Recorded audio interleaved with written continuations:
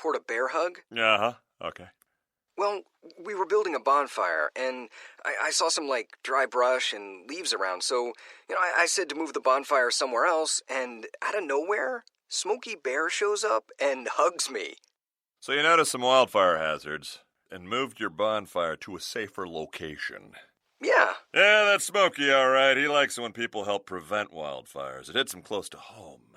Not everybody gets the hug, my friend. So that's pretty special to get a hug from Smokey Bear. So it was him. Hey, guys, I told you it was Smokey. Okay, well, congratulations, my friend. And thanks for calling. There are many ways to prevent a wildfire. Learn how you can do your part at SmokeyBear.com. Only you can prevent wildfires. Sponsored by the U.S. Forest Service, Ad Council, and your state forester. Hope you enjoyed your meal. And I just want to say, he's lucky to have a brother like you. Lucky? Caring for my brother is far from easy. Waking up every day, lifting him from the bed to the wheelchair to the car to get him to therapy on time, it's no small task between the doctors and the diagnosis, but nothing can disable this love. This is my big brother, my hero. He's part of me, like my arms and legs. So I'll be his. See, there's no time for tired. This starts again tomorrow. He'll be waiting for me. I wake up for him. I know he needs me, but I'm the lucky one. Even though I need help now and then. If you're caring for a loved one, visit aarp.org/caregiving for care guides and community, or call 877-333-5885. Caregiving Resource Center. Support for your strength. Brought to you by AARP and the Ad Council.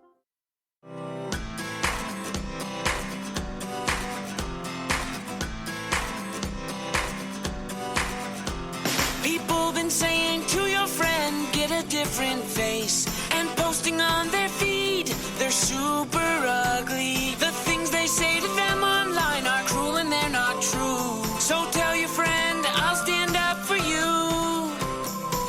Don't worry, I know what to do. Tell the world I see with an emoji to stop the bullies. Know someone who's being bullied online? Send the witness emoji. It looks like an eye in a speech bubble, and it's in the symbol section near the clocks in your phone. You'll let the world know it isn't cool, and you'll let your friend know you care. Learn more about the witness emoji at eyewitnessbullying.org. Brought to you by the Ad Council. It may be hard to believe, but people just like you are already saving money. FeedThePig.org makes it easy. Their simple savings plan teaches you how to start saving without going overboard. So you don't need to mooch off your friends. You gonna finish that grape? You mean the one in my mouth? You don't need to stop buying the necessities. What you're smelling is a natural musk. Ew. You don't need to be a medical test subject. How do you feel? Mostly okay. Sometimes, though. You don't need to get a second job as a stuntman. We need a new stuntman. Let's break for lunch. You just need an internet connection. Don't get left behind. Start your personal savings plan with the tips and tools on feedthepig.org. That way, you don't need to sell your soul to the devil. $15 is the best I can do. All right, deal. Brought to you by the American Institute of CPAs and the Ad Council. When is the best time to talk to your family about staying in touch during a disaster? When floodwaters reach your door? When wildfires are engulfing the edge of your neighborhood? Or an earthquake is destroying buildings? When a tornado is tearing through town? Or a hurricane strikes? Or is the best time perhaps today? During a disaster, you may not be able to stay in touch with your family or friends as easily as you think. And it's not always as simple as using your cell phone. That's why now is the time to take action. Go to ready.gov/communicate and make your emergency plan today. Don't wait. Communicate. Brought to you by FEMA and the Ad Council. Do current market conditions have you nervous? Our experienced team of financial professionals at Heritage Harbor Financial Associates understands that no two investors are alike.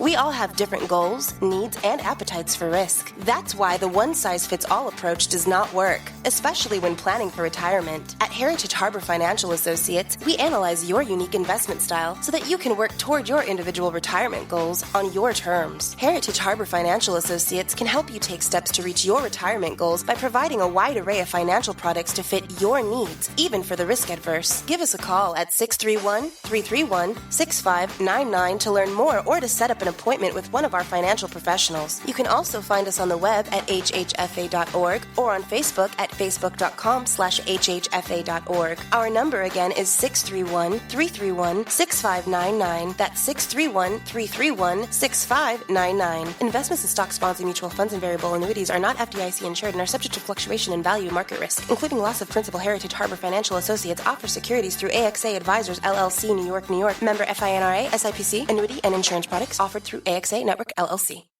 Be fearless at MMA Long Island and Seituha Karate. Located at 28 Colt Court in Ronkonkoma, MMA Long Island is the martial arts school for you if you want to learn combat-proven techniques, build confidence, discipline, and self-esteem while learning real martial arts to fight back against bullies, predators, and peer pressure. MMA Long Island offers group and private lessons for all ages and levels in traditional Goju-Ryu Karate, MMA, and self-defense. MMA Long Island is one of Long Island's most affordable martial arts schools. There are no promotion, belt, or membership fees, and family discounts are available. All classes are taught by 7th degree black belt Sensei John Benedict with over 30 years teaching experience.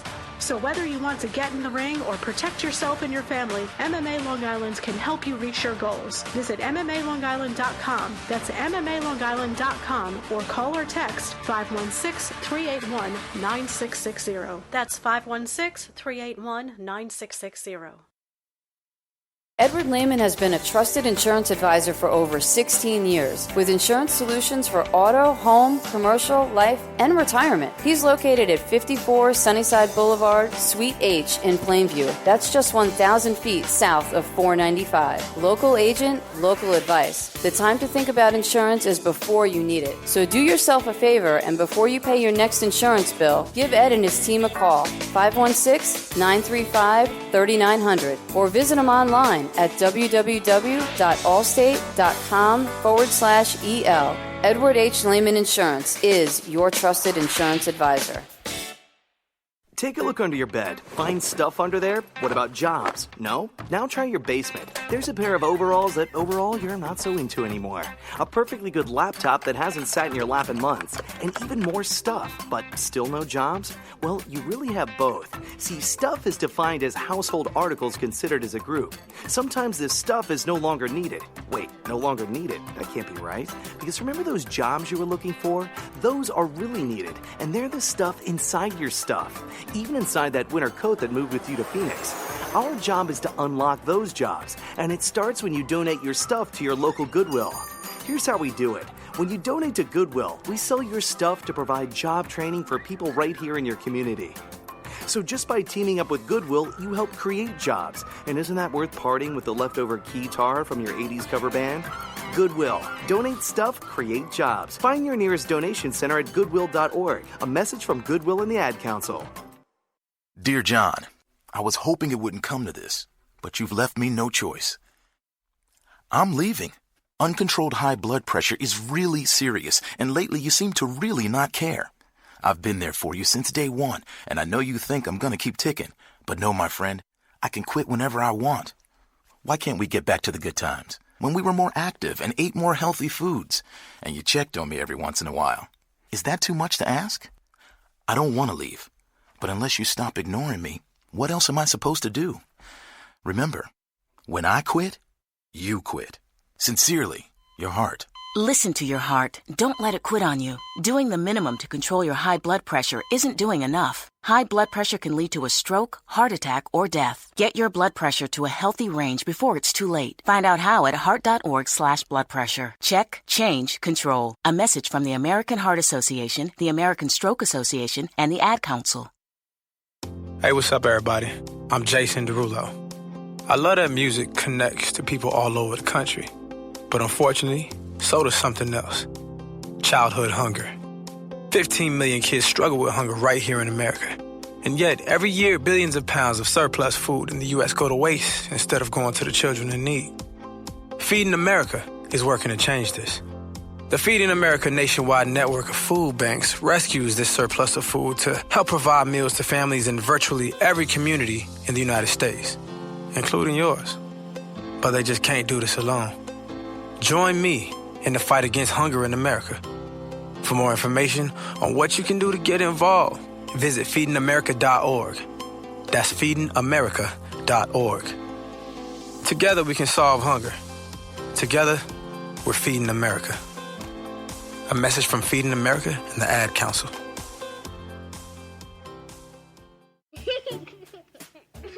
Hey, everyone. Let's all stop what we're doing right now and take a moment. That felt good, huh? Just like that, we had a nice, special sort of moment together. Of course, they don't all need to be quiet moments to be special. They could be loud moments, goofy moments, sporty moments, dorky moments. Moments where we talk or walk or just hang out. It doesn't really matter. They all count. Because every time dads like us take a moment like that to spend with our kids, well, it's pretty momentous. Sounds like somebody agrees. So let's take a moment to make a moment. Today, call 877-4DAD-411 or visit fatherhood.gov. Brought to you by the U.S. Department of Health and Human Services and the Ad Council. It's the Worldwide Sports Radio Network. You are now about to witness the strength of street knowledge. Number 70! We're talking about practice. Hello, you play to win the game. The Yankees are champions of baseball. Mr. Gorbachev, tear down this wall. 3, 2, 1, happy 2000! No time on the clock, and the Patriots have won Super Bowl 36. Jordan open, Chicago with the lead! Worldwide Sports Radio Network presents Below the Mic. Hello, Long Island, New York, and around the country. This is Below the Mic. I'm your host, Errol Marks, and my co-host, the great and powerful world of whoever. That's what we call him, and we also call him Mr. Tidy Whitey Man, or super Tidy Whitey Man, Mr. Speedy Petey. I hope it's not Soupy. Well, it could be Snoopy, or it could be Snoopy Doopy. It could be something No, else. I don't think I'm as epic as Snoopy. I like Snoopy. I like the Snoopy little Speedy Petey. Anyways, you can call us at 631-500-0548 is the number to call. Am I right, Speedy? That would be correct. Right. And you can also go to our website at www.worldwidesportsradio.com and download our app, ladies and gentlemen, by going to iOS, which is WWSRN, or Android Worldwide Sports Radio Network. Speedy Petey, we're going to have more snow here in Long Island and throughout the tri-state area. How do you feel? Probably I will feel cold. That's for sure. I don't listen. There's a lot of things going on right now with our network. I do not like the fact that snow is coming. It's really washing away a lot of things that I have planned, especially with some of the meetings that I have set up for the network, and it's affecting me. So I do not like the snow right now with all these different snowstorms that we've had the last couple of weeks. I thought you liked the cold weather. I do. Here's the thing, and I think people forget this. The snow stops you from doing a lot of things that you want to do. That is fair. You can't drive anywhere. You can't go anywhere. I love it. It's beautiful. I can't really snow shovel because of my neck. So obviously, I'm in that barrel of whatever you want to call it. It's just not good. And I like to do things, and I have other things going on for our network, and it's holding me back, Speedy. So I am not very excited about it. But nevertheless, we're getting the snowstorm even if I like it or not. So there you go. Anyways, we have a great show lined up for you. We have a great guest lined up for you at 7:15. The triumphant return of Mr. Devin Speedy. Devin Kirkwood, the #1 cornerback recruit in the country, the number 13 overall athlete recruit in the country, and as we mentioned about a couple months ago, staying with UCLA after we thought he was going to recommit. Well, that's because he tried to pull a trick on us. Yeah. He tried to pull a trick on us. We see that a lot with a lot of these recruits Mr. now. Gummy Bear Man, it's not Skittles anymore. We don't have Marshawn Lynch. We have the Gummy Bear Man. That's what we've named him. He loves his gummy bears, and we're going to finally get him on a video feed. And I've been looking forward to having him on. I think he's going to really have a lot of fun with us. Guys, this guy has a tremendous personality. Oh, he does. He seemed very excited when I was talking to him earlier. Really, really excited. You guys are going to love his personality. We love his personality. He's one of my faves, and I'm a huge fan of his, and he's been following us all over social media, and thank God, as he grows as a UCLA corner with Chip Kelly and that defense, I'm looking forward to watching this kid really prevail and become a superstar player on the college game and then in the NFL. So I'm looking forward to getting him on the show. Anyways, as you guys know, we do this every single Wednesday for Below the Mic. Speedy. Sports and entertainment news. Hit it, Speedy. Steelers GM declines to commit to Ben Roethlisberger amid rumors about future. Well, why would he commit to a guy that's 38 years old and really fell apart in the second half of the season? So, moving forward, I don't know if Ben Roethlisberger is going to be back next year, Speedy. Well, he's been hinting at retirement for a while, so it wouldn't surprise me, but I feel like it would have happened already, so I don't know. Miami Heat interested in trading for Rudy Gay. What do you like about that? Depth. I mean, it's a good defensive player that Rudy Gay has grown into the last couple of years. He's a two-way player. Yeah, he's grown into that, especially last year with the Spurs. He actually was a pleasant surprise for them, and I think in a system like Spoelstra's, he'll definitely be a beneficial player off the bench. NFL more news. Steelers unlikely to use the franchise tag. Wow. They're not going to use the franchise tag this year? I'm not surprised considering who's really worth a franchise tag on that team. You're going to pay Juju as a top 5 receiver. You're going to pay James Conner as a top 5 running back. I don't think so. And Ben Roethlisberger right now, his tag would be worth about $41 million. Exactly. So I don't think there's anyone really worth it. They already locked up TJ Watt at the beginning of the season. He probably would have been the guy to get it. There's nobody in that secondary worth it. So, yeah. The Carolina Panthers should be seen as more than a dark horse candidate for Deshaun Watson. Wow. Well, Carolina is a team that is looking for a quarterback. Teddy Bridgewater is not the future of that organization. I do believe they're going to be drafting a quarterback where they're drafting in the top 5. But it's going to be an interesting offseason of where Deshaun Watson goes, if he goes anywhere. The Texans have come out and said, Speedy, that he's going nowhere. Well, the Panthers are interesting if they do well in free agency regarding fixing their defense. If they can get some pass rush help, they definitely need secondary help for sure. Even though Dante Jackson did have a nice year last year as a young corner, they need a lot more because they're losing a lot, and they just cut Kawan Short as well, who was a big part of that defensive team for a long time. So if they could do well with that, maybe they have leverage. Otherwise, they need to spend those draft picks on defense. I don't like that you shaved like that. But anyways, Alex Smith. As someone who complained about my beard for like 3 weeks, but okay. I told you to clean it up. You look better with a beard, but clean it up. Alex Smith feels he has a lot of room for growth on the field for 2020 comeback. What do you think about that? Let's hope so. His story was already inspiring as it is. I'd love to see it grow more. How about this? Steelers unsure if they can afford to bring back Bud Dupree. I don't think they're going to. That's going to be tough if they can't bring him back, because you saw in the second half of the season when he was hurt. Not that he's an elite pass rusher, but he's still an impact pass rusher. But J.J. Watt's more of an interior type pass rusher. You can get him on a 3-4 defense. I think the Steelers need more of that speed rusher type if they can't get him. And when T.J. Watt was being double-teamed a lot in the second half of the season, you could see the difference in that defense because, as I mentioned before, their secondary is not very good outside of Minka. Rob Nikovich explains how Bill Belichick cleverly used Tom Brady in contract negotiations. Well, yeah, I'm not surprised. Right. I'm not. We've said that all the time. He deliberately has taken pay cuts. Nope. NBA rumors and news. How will Danny Ainge fix the Boston Celtics' unacceptable performance? Well, very simple. Find a big man, which they've been looking for the last 5 years. Andre Drummond is a big name. Give up a first-round draft pick. You get your big man that you've needed for years, and then you can compete in the Eastern Conference. That would make sense, wouldn't it? Yes, it would. They also need some more depth scoring, which we thought was a big strength for them, but they have had trouble with this year, too. Many NBA players hesitant to promote coronavirus vaccine. Why is that, Speedy? I promote it as maybe they want to get other people. Yeah, maybe other people to get it first. Maybe that would be my guess over the players. I don't know. It's dangerous. I think you don't know what to expect with the vaccine, so of course you're going to be afraid to take it. The Zion Williamson takeover is here.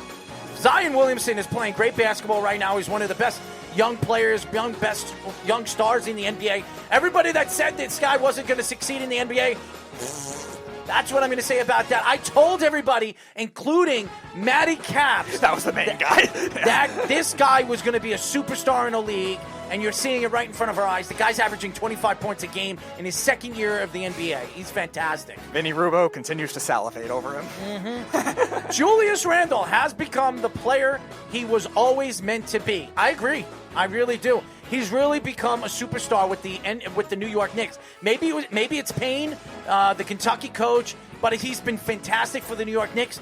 Do the Knicks re-sign him in 2 years? I think they have him for one more year. Yep.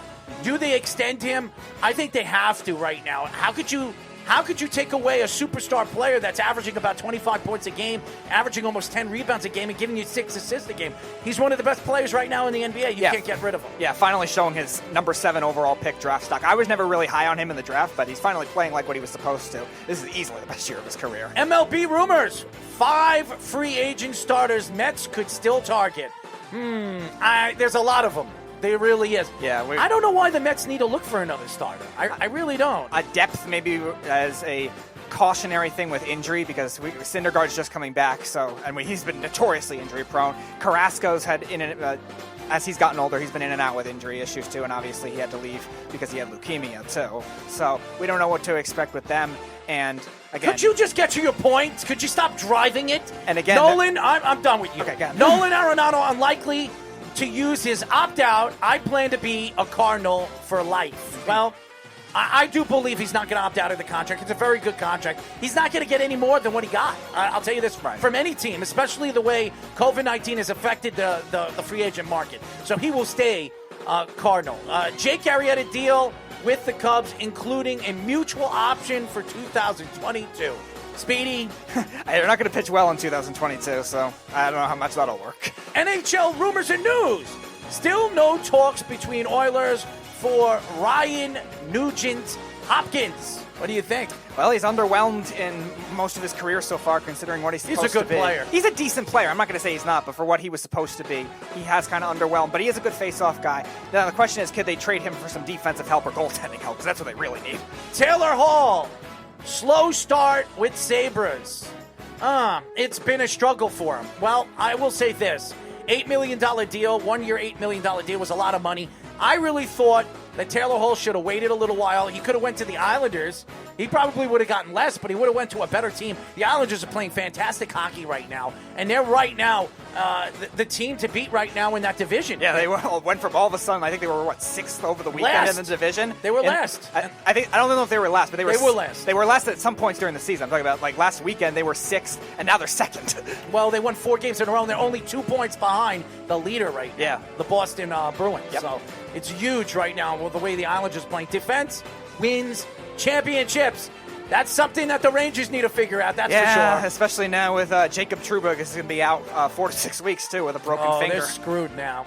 And final thing, Devils place, Eric Comrie and defenseman Connor Carrick on waivers. What do you think? Well, Carrick really didn't play much for them after they got traded. I think he was part of the Subban trade. Comrie's a good player. Yeah, Comrie's a good player. It's interesting that they would put him on waivers, but I guess Blackwood's played well enough where they could trust him. The thing is, Blackwood's also had a lot of injury issues so far this season, too. So that's why he's been in and out. And when the Devils were really struggling is when Blackwood was out. And that, ladies and gentlemen, is sports and entertainment news. Welcome to everybody. Welcome to the world. Oh, CJ DeSimone. What's going on, buddy? Yeah. Yes. All right. So I really wanted to get into this. And I know I asked Speedy to get me videos before the show. He couldn't put it together. But I really wanted to get into this quarterback draft that everybody talks about. They're saying that next year's draft is not a quarterback draft, and that if you're looking to get a quarterback in this year's draft, you have to make a move either before the draft or during the draft to get maybe a Trey Lance, Zach Wilson, or obviously a Justin Fields. Everybody knows that Trevor Lawrence is going number 1. So I really wanted to get into this back and forth banter on what should the Jets do moving forward with their quarterback distribution and not distribution. I'm sorry, display. No, dilemma, display, whatever. I look at Sam Darnold right now, and I know a lot of people are upset, and they don't know what to do with Sam Darnold. And you're bringing in a new coach in Robert Saleh. You're bringing a new offensive coordinator in Mike LaFleur. And everybody talks about the way everybody describes Mike LaFleur as the next up-and-coming offensive big-time superstar. That's what everybody says about him. He's the next big offensive coordinator that is going to be a coach in the NFL in the very near future. But this guy's never been an offensive coordinator. He was a wide receiver coach for Kyle Shanahan. Everybody's talking about him. Now, he is taking over for the New York Jets. And I'm looking at Sam Darnold. Sam Darnold has never had a good offensive coordinator. A matter of fact, his first year as an offensive coordinator for Todd Bowles, you know who he had? He had a rookie offensive coordinator in Bates, okay? Did anybody think that Bates was going to be a good offensive coordinator in the NFL? Sent Sam Darnold to the Bates Motel. Well, Bates was there for really 1.5 years, a half a year, whatever you want to call it. Bates didn't work out, okay? Then Todd Bowles got fired. Then you bring in Adam Gase. And Adam Gase, cuckoo eyes, whatever you want to call him, what you want to call him, he brought in his offensive mind, even though everybody knew he was going to be the offensive coordinator. And then he brings his defensive-minded coach, who Greg Williams, well, he didn't really bring him in. The Jets brought him in, and McCagnon brought him in, and it just didn't work out over there. But going back into this, you look at Sam Darnold. Sam Darnold has really never gotten the right treatment as a quarterback here in New York. They've never put the right players around him.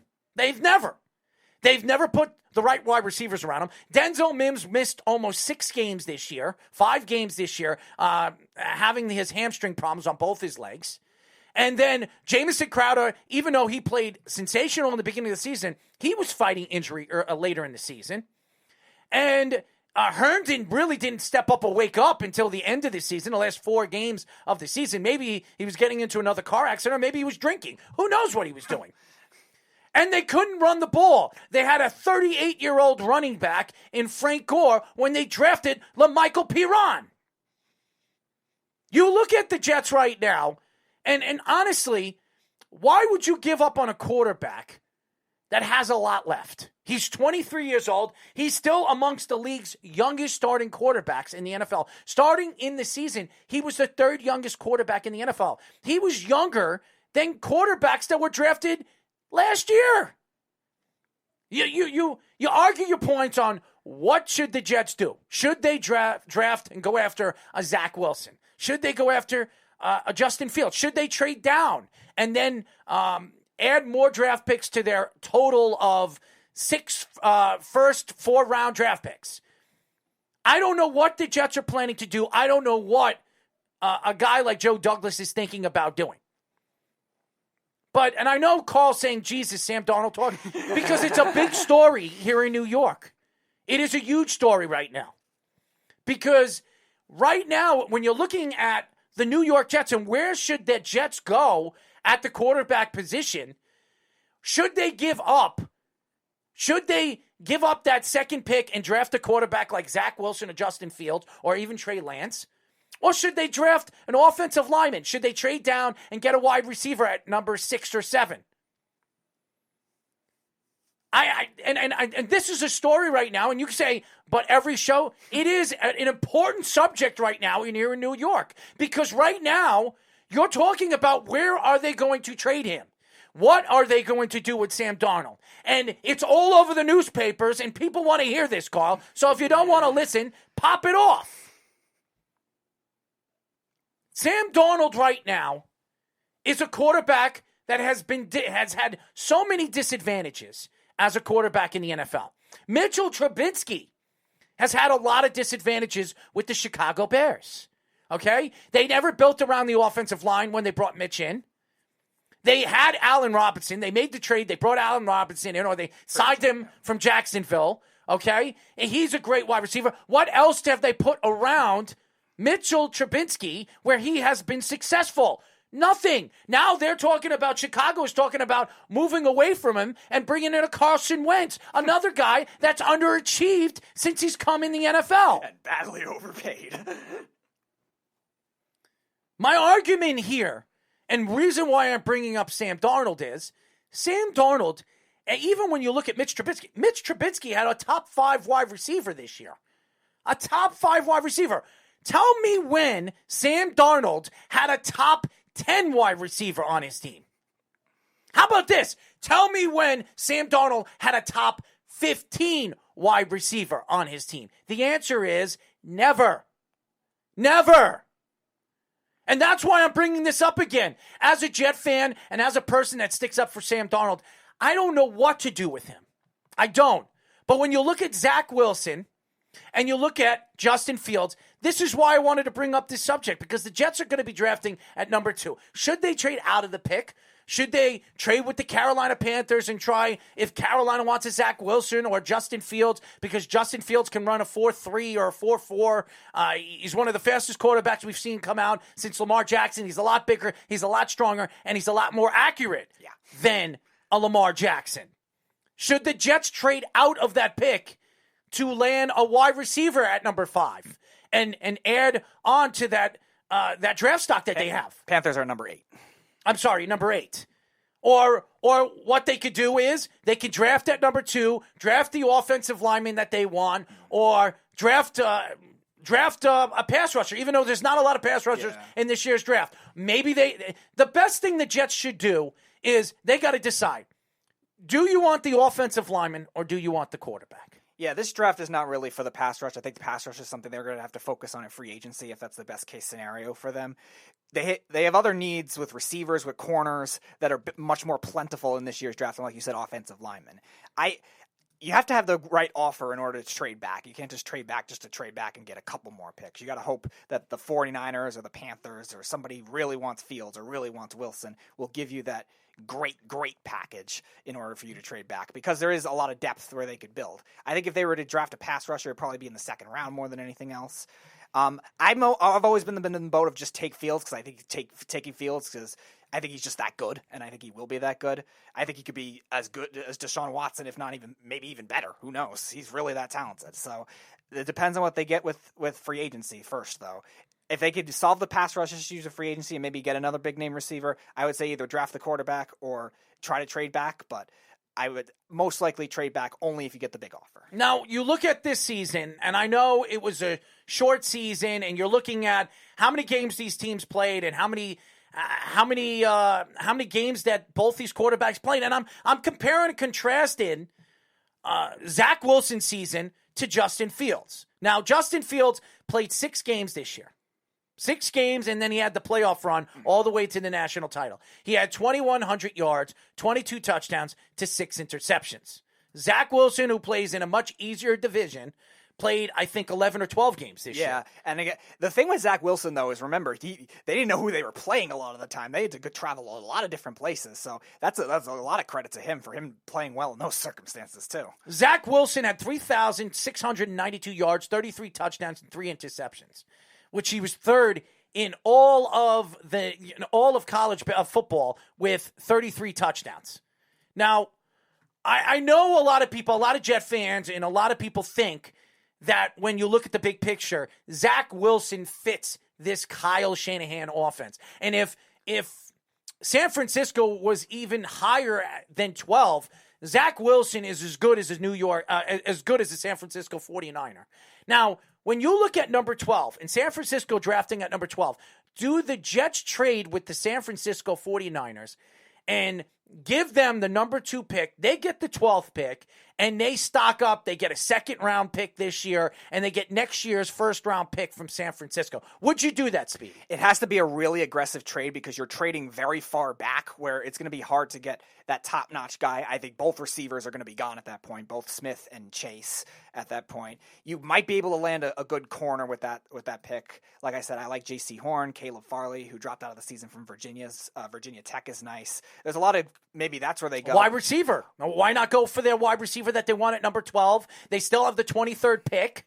They could still get their running back. They build around Sam Darnold. That's the way I look at it. And then you stock up. Then next year you have 3 first-round draft picks where you can decide and contrast. If there's a quarterback that becomes available, a Deshaun Watson that becomes available before the season starts, you make the trade. You give up 2 of those 3 first-round draft picks next year and 2 second rounds and 2 defensive players and get Deshaun Watson. See, the only way I think if they do that trade, the only way I think they would take a receiver at 12 is if it's a number 2, like a good number 2 type prospect receiver, if they get an Allen Robinson in free agency. But again, that's Eric Waddle. I mean, he's going to be... Jalen Waddle? Jalen Waddle, who's going to be sitting there right now.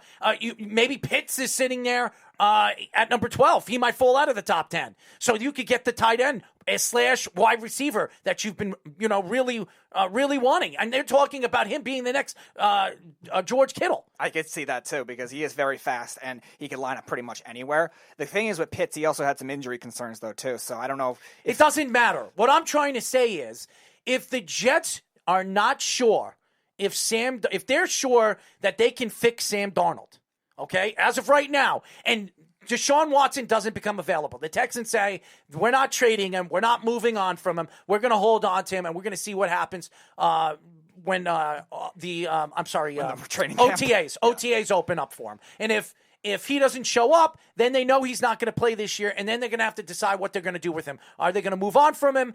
And if they do, then the Jets look at it this way. You still have your quarterback right now. You still have Sam Darnold that you can build your team around. You stock up. You get the number 12 pick. You still have the 23rd. You can get San Francisco second round, maybe their 4th round this year, and they get their first round next year. I think moving up from 12 to 2 over there, that should be enough to make that move. They get Zach Wilson. They get the wide receiver, a tight end that can fit their position moving forward. They don't have to bring in a free agent wide receiver. They're saving money, Speedy. That's what I'm saying. And then they stock up. Then if Watson becomes available before the season starts, well, then you decide what you want to do with Sam. Maybe you make Sam your backup quarterback for this year, and then you can move on from him at the end of the season. You bring in Deshaun Watson. You give up 2 of the first-round draft picks next year, and then stock up. And you've stocked up. You've added all these draft players. Then you have this year, you would have 2 second-round draft picks, 2 third-round draft picks, 3 fourth-round draft picks, and 1 fifth. I would try to trade for more than 2 first-round picks if I were trying to go that far back with the 49ers. I think I would try to push for You are getting 2 first-round draft picks. You're getting their 12th, and you're getting their first-round draft pick next year. I would try to push for 3, and if you're crazy. Go that far back. Yeah. You're crazy. It's the number 2 pick. It is very valuable, especially in this kind of year with Fields and with Wilson being as highly profiled as they are. And I'm listening to what CJ's saying. Sam will not be here point blank next year. That's not what I'm hearing, bud. That's not what I'm hearing. The Jets still like Sam Darnold. Joe Douglas still likes Sam Darnold. And Sam has never had the right players, the right coaches around him. And a lot of people are saying that he's not going to be here. He's not going to be here. How do you know he's not going to be here? Are you a part of the organization? Do you know what Joe Douglas is thinking right now? Because nobody knows. I don't even think Robert Saleh knows if Sam Darnold's going to be the quarterback of the future for the New York Jets, because he even said it. Sam is going to get all the opportunities to succeed if he's here or if he's not. So I don't even think Robert Saleh knows that Sam Darnold's going to be here. Carl says, trade Darnold for Jimmy G and a first-round pick. Would you want to take on that contract? No. Sam Darnold for Jimmy G and a first-round pick? No. Jimmy G, I don't know what Sam Darnold is yet. But I can honestly believe that I think Sam Darnold is a better quarterback than Jimmy Garoppolo. Jimmy Garoppolo can't stay healthy. That's the problem with Jimmy G. And Sam Darnold hasn't had the right players around him to succeed. He hasn't had a running game. Let's be honest. Who's run for him the last couple of years? Oh, I'm sorry. He had Frank Gore, the 38-year-old old man. Yes, he's a Hall of Famer. He's an old man. He has had no explosive players. Jamison Crowder's a great slot receiver. That's the only explosive players he's had for the last 3 seasons. So where? How could? And by the way, CJ says then commit to him and stop the speculations. There's always going to be speculation until the draft. There's always going to be speculations because Deshaun Watson's name is still out there. Russell Wilson's name is still out there. Not to mention, you have a number 2 pick. That is a powerful pick for a quarterback class that's supposed to be phenomenal. It starts with the Jets pick because everybody knows Trevor Lawrence is going 1. Right. So the Jets can daggle that pick around and get whoever they want. They're really good. And they're going to be as patient as they can with it because they know it's that highly touted. And we don't know what these other teams are going to have in terms of quarterback situations. We only talked about the Panthers and the 49ers, who we've also heard the Broncos. We've heard Atlanta mixed in because Fields is from Georgia. Maybe they go up and get him. There's a lot of other teams that could be very sneaky. Maybe Detroit does it, even though they just traded for Goff. Maybe if they love Fields that much, and then they try to move Goff for another pick. The reason why I brought this up, and this is why I'm saying this. The Jets are holding the number 2 pick, okay? If you think you can hold on to Sam Darnold, you can move out of that pick and trade. San Francisco would do anything for Zach Wilson. They will do anything because Zach Wilson could be the reason why they can win a Super Bowl next year. Because Zach Wilson fits like a glove. They're ready to win now. They have a great defense. They have Nick Bosa coming back, a highly touted defense, and they have a good offensive line. They have a great running game, okay? And they have one of the most electrifying tight ends in football, okay, that can catch anything. Zach Wilson can make every single throw in that offense, move inside and out of the pocket. He fits like a glove for Kyle Shanahan. If Kyle Shanahan is willing to give up their 12th pick, their 2nd pick this year, and their 4th pick this year, and next year's 1st-round pick, I would make that move.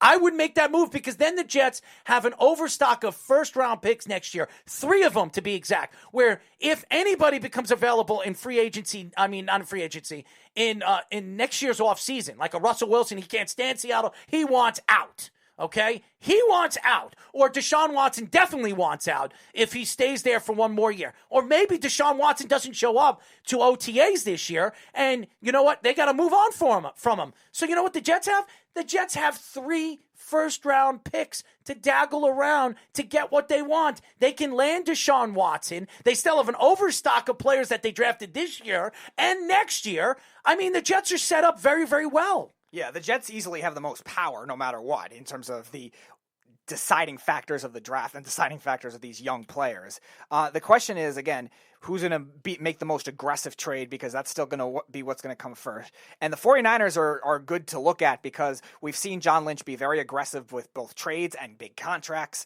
sometimes to a point where he becomes reckless and doesn't make the right decisions all the time. But I think that's the team to definitely look at if they can make the aggressive trade. Again, you still have to be wary of you're not getting a top 10 pick if you do that, unless you want to try to trade up later in the draft, too. And that's another thing that could be interesting, too. Maybe a 3-way trade possibility as well. I just think right now with the Jets and where they are and where they're positioned, if they think any possible way that they can save Sam Darnold, they can keep moving on with Sam Darnold for just this season. Because remember, they have to extend that 5th year to Sam Darnold at the end of this year.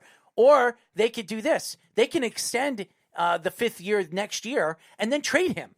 And then get a 2nd or a 3rd round pick, or maybe if he has a good season, or he starts the season, if Deshaun Watson becomes available, you still make the trade for Deshaun Watson. You keep Sam Darnold on this roster, and then you move on. He's had a good season, a good half a season. You put him on the bench, and then you trade him next year when in the open market.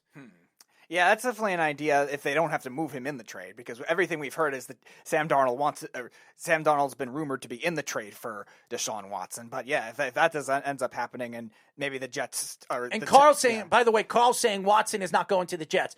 That's not what the one of their big time beat writers have said in Houston. I forget the beat writer, and Speedy, you can look it up for me. It was on a New York, one of our New York stations. I think it was Greg Giannotti that said that if Deshaun Watson gets traded, the only team he can really decide to think that has enough to get Deshaun Watson is the New York Jets. So to say that there's no way Deshaun Watson is going to the Jets, Deshaun Watson wants out from the Texans, okay? He wants out. So if it gets him out of Houston, he'll go to the Jets. He absolutely will, because the Jets are right now, they have an overstock of money. They have an overstock of draft picks. They could do anything. They can daggle that second pick and do whatever they want with it. Anything they want with it. John McClain is his name. John McClain came out and said that if Deshaun Watson gets traded, the only team that's going to get him is the New York Jets. That's what he said. So John McClain, who's one of the most known beat writers in Houston, stating that the Jets have the best chance of getting him, why wouldn't he go to the Jets? Now, CJ says earlier, Watson is either going to the Jets or he's sitting out. Book it. He's only going to sit out, I think, if he stays with the Texans. If he goes anywhere, he'll just play. I don't know where he's going. I have no idea where Deshaun Watson wants to go. But remember, he has that no trade clause. Right. So he's got to agree to it. Right. If he doesn't agree to it, he's not going anywhere. Yeah, that's why I don't know if Deshaun Watson is being that stingy, but yeah, I think he's not going to sit out if he gets traded somewhere else instantly. He's just going to sit out against the Texans because that's the ownership he's annoyed at. And by the way, Carl, I didn't say that I know him. I'm saying that he's the most known beat writer in Houston. I don't live in Houston, so he's making a joke. Well, if he's so known, why did you remember his name? I don't know him, okay? I'm just telling you what they said.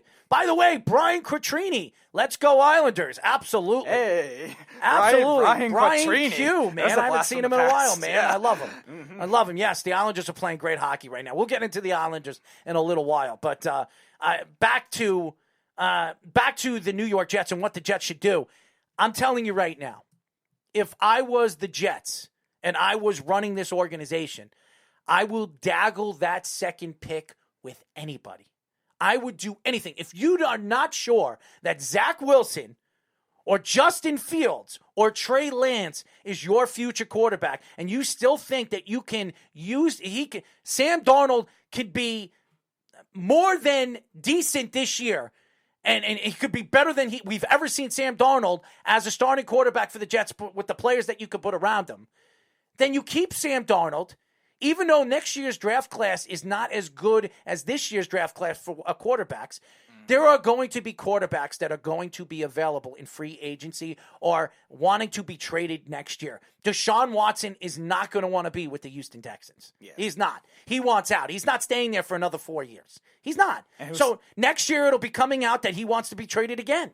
And who says this is not a problem that's going to carry over to another quarterback? I mean, the Texans' former players, a lot of them, Andre Johnson, Arian Foster, DeMeco Ryans, guys like that have mentioned their distaste for the organization. Who says another quarterback won't go there and say, I want out of this dysfunctional mess? I don't know where Deshaun Watson is going. He's going to go somewhere. I just don't know where. I mean, we've been hearing the Broncos, San Francisco. San Francisco doesn't have enough to get him.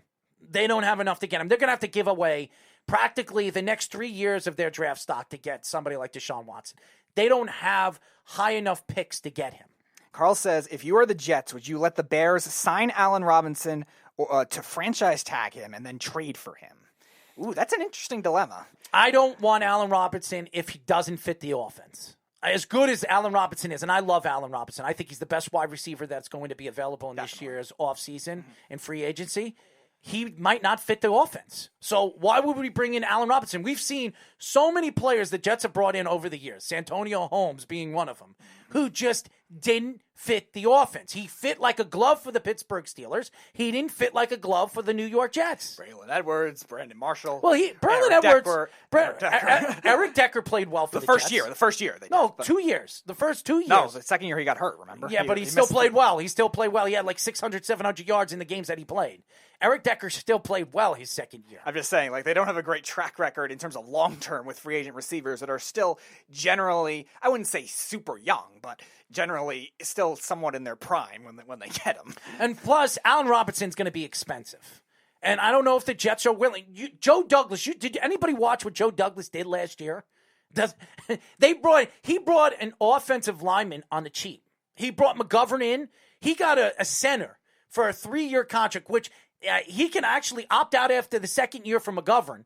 And he brought in George Font on a 3-year deal where he can opt out after the first year, which he'll probably keep him because he got him on the cheap. You can move George Font to the guard position where he fits better. Way better. You can draft a right tackle in the second round, the right tackle, left tackle for the Alabama Crimson Tide that I told Leatherwood, you about. Leatherwood, over there on the other side of Mekhi Beckham, and you solidified your offensive line. Maybe you bring in Tooney, maybe not. The 2 tackles from Texas A&M are other names to look at, too. Both of them are going to be probably late first, early second round prospects, too, that the Jets could get at a good value either with the Seattle pick or even their own second.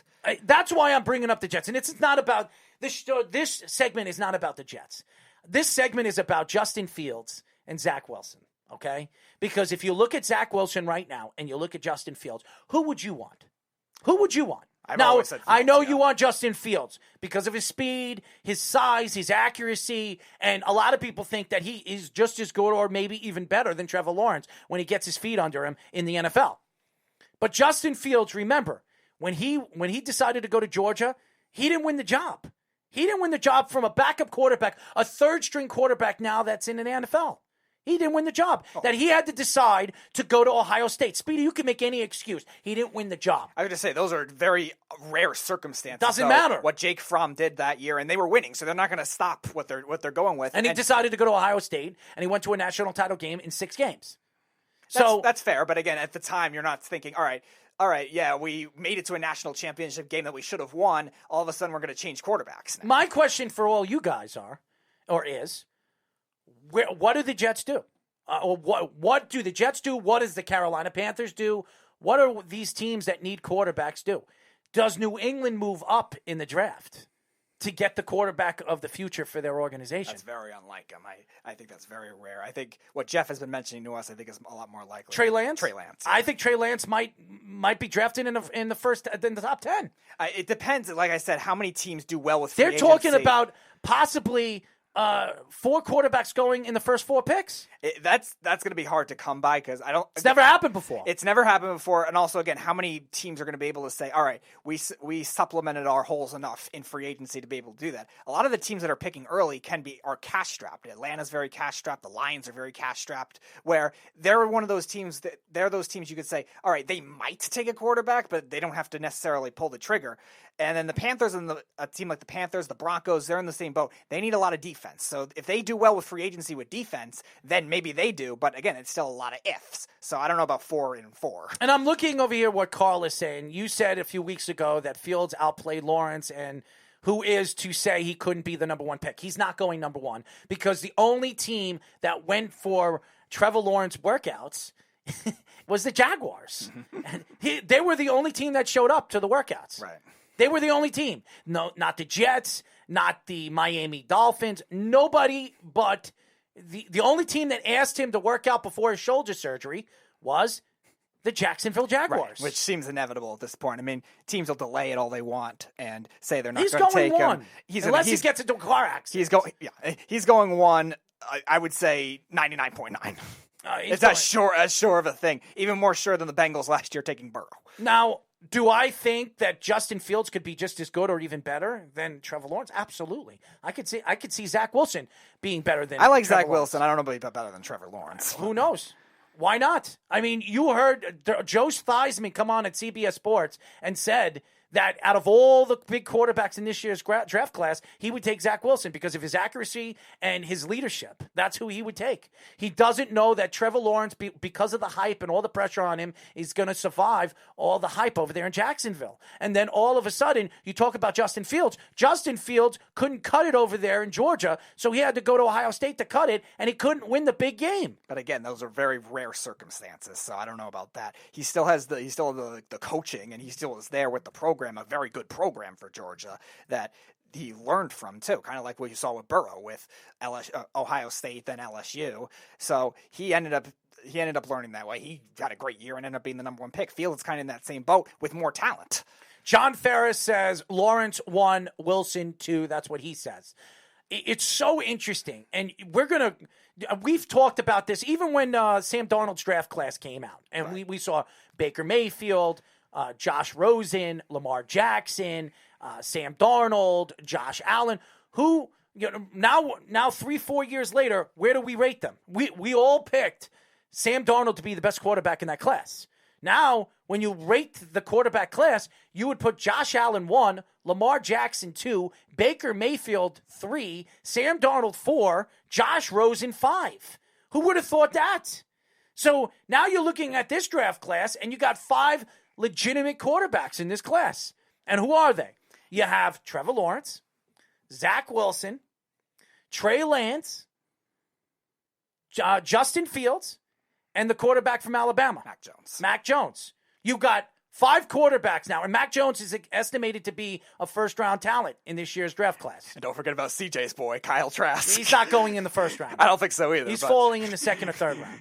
But those are the 5 quarterbacks that are going to go in the first round this year.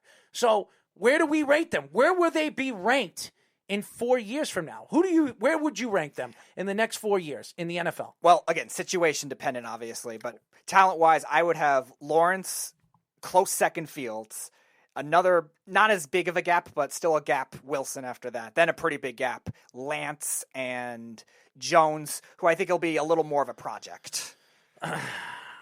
Right now, I'm going to say Justin Fields 1. Ooh.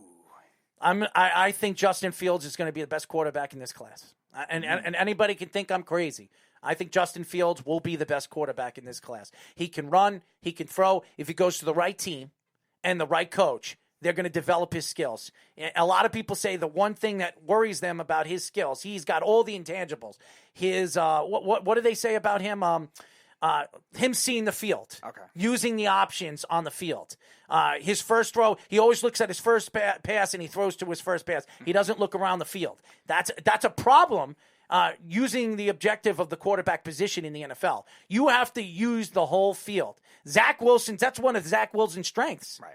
That is one of his strengths. And that's one of Trevor Lawrence's strengths. So I think Justin Fields 1, Zach Wilson 2, Trevor Lawrence 3, Trey Lance 4, and the Alabama quarterback number 5. Wow. You like Wilson that much, huh?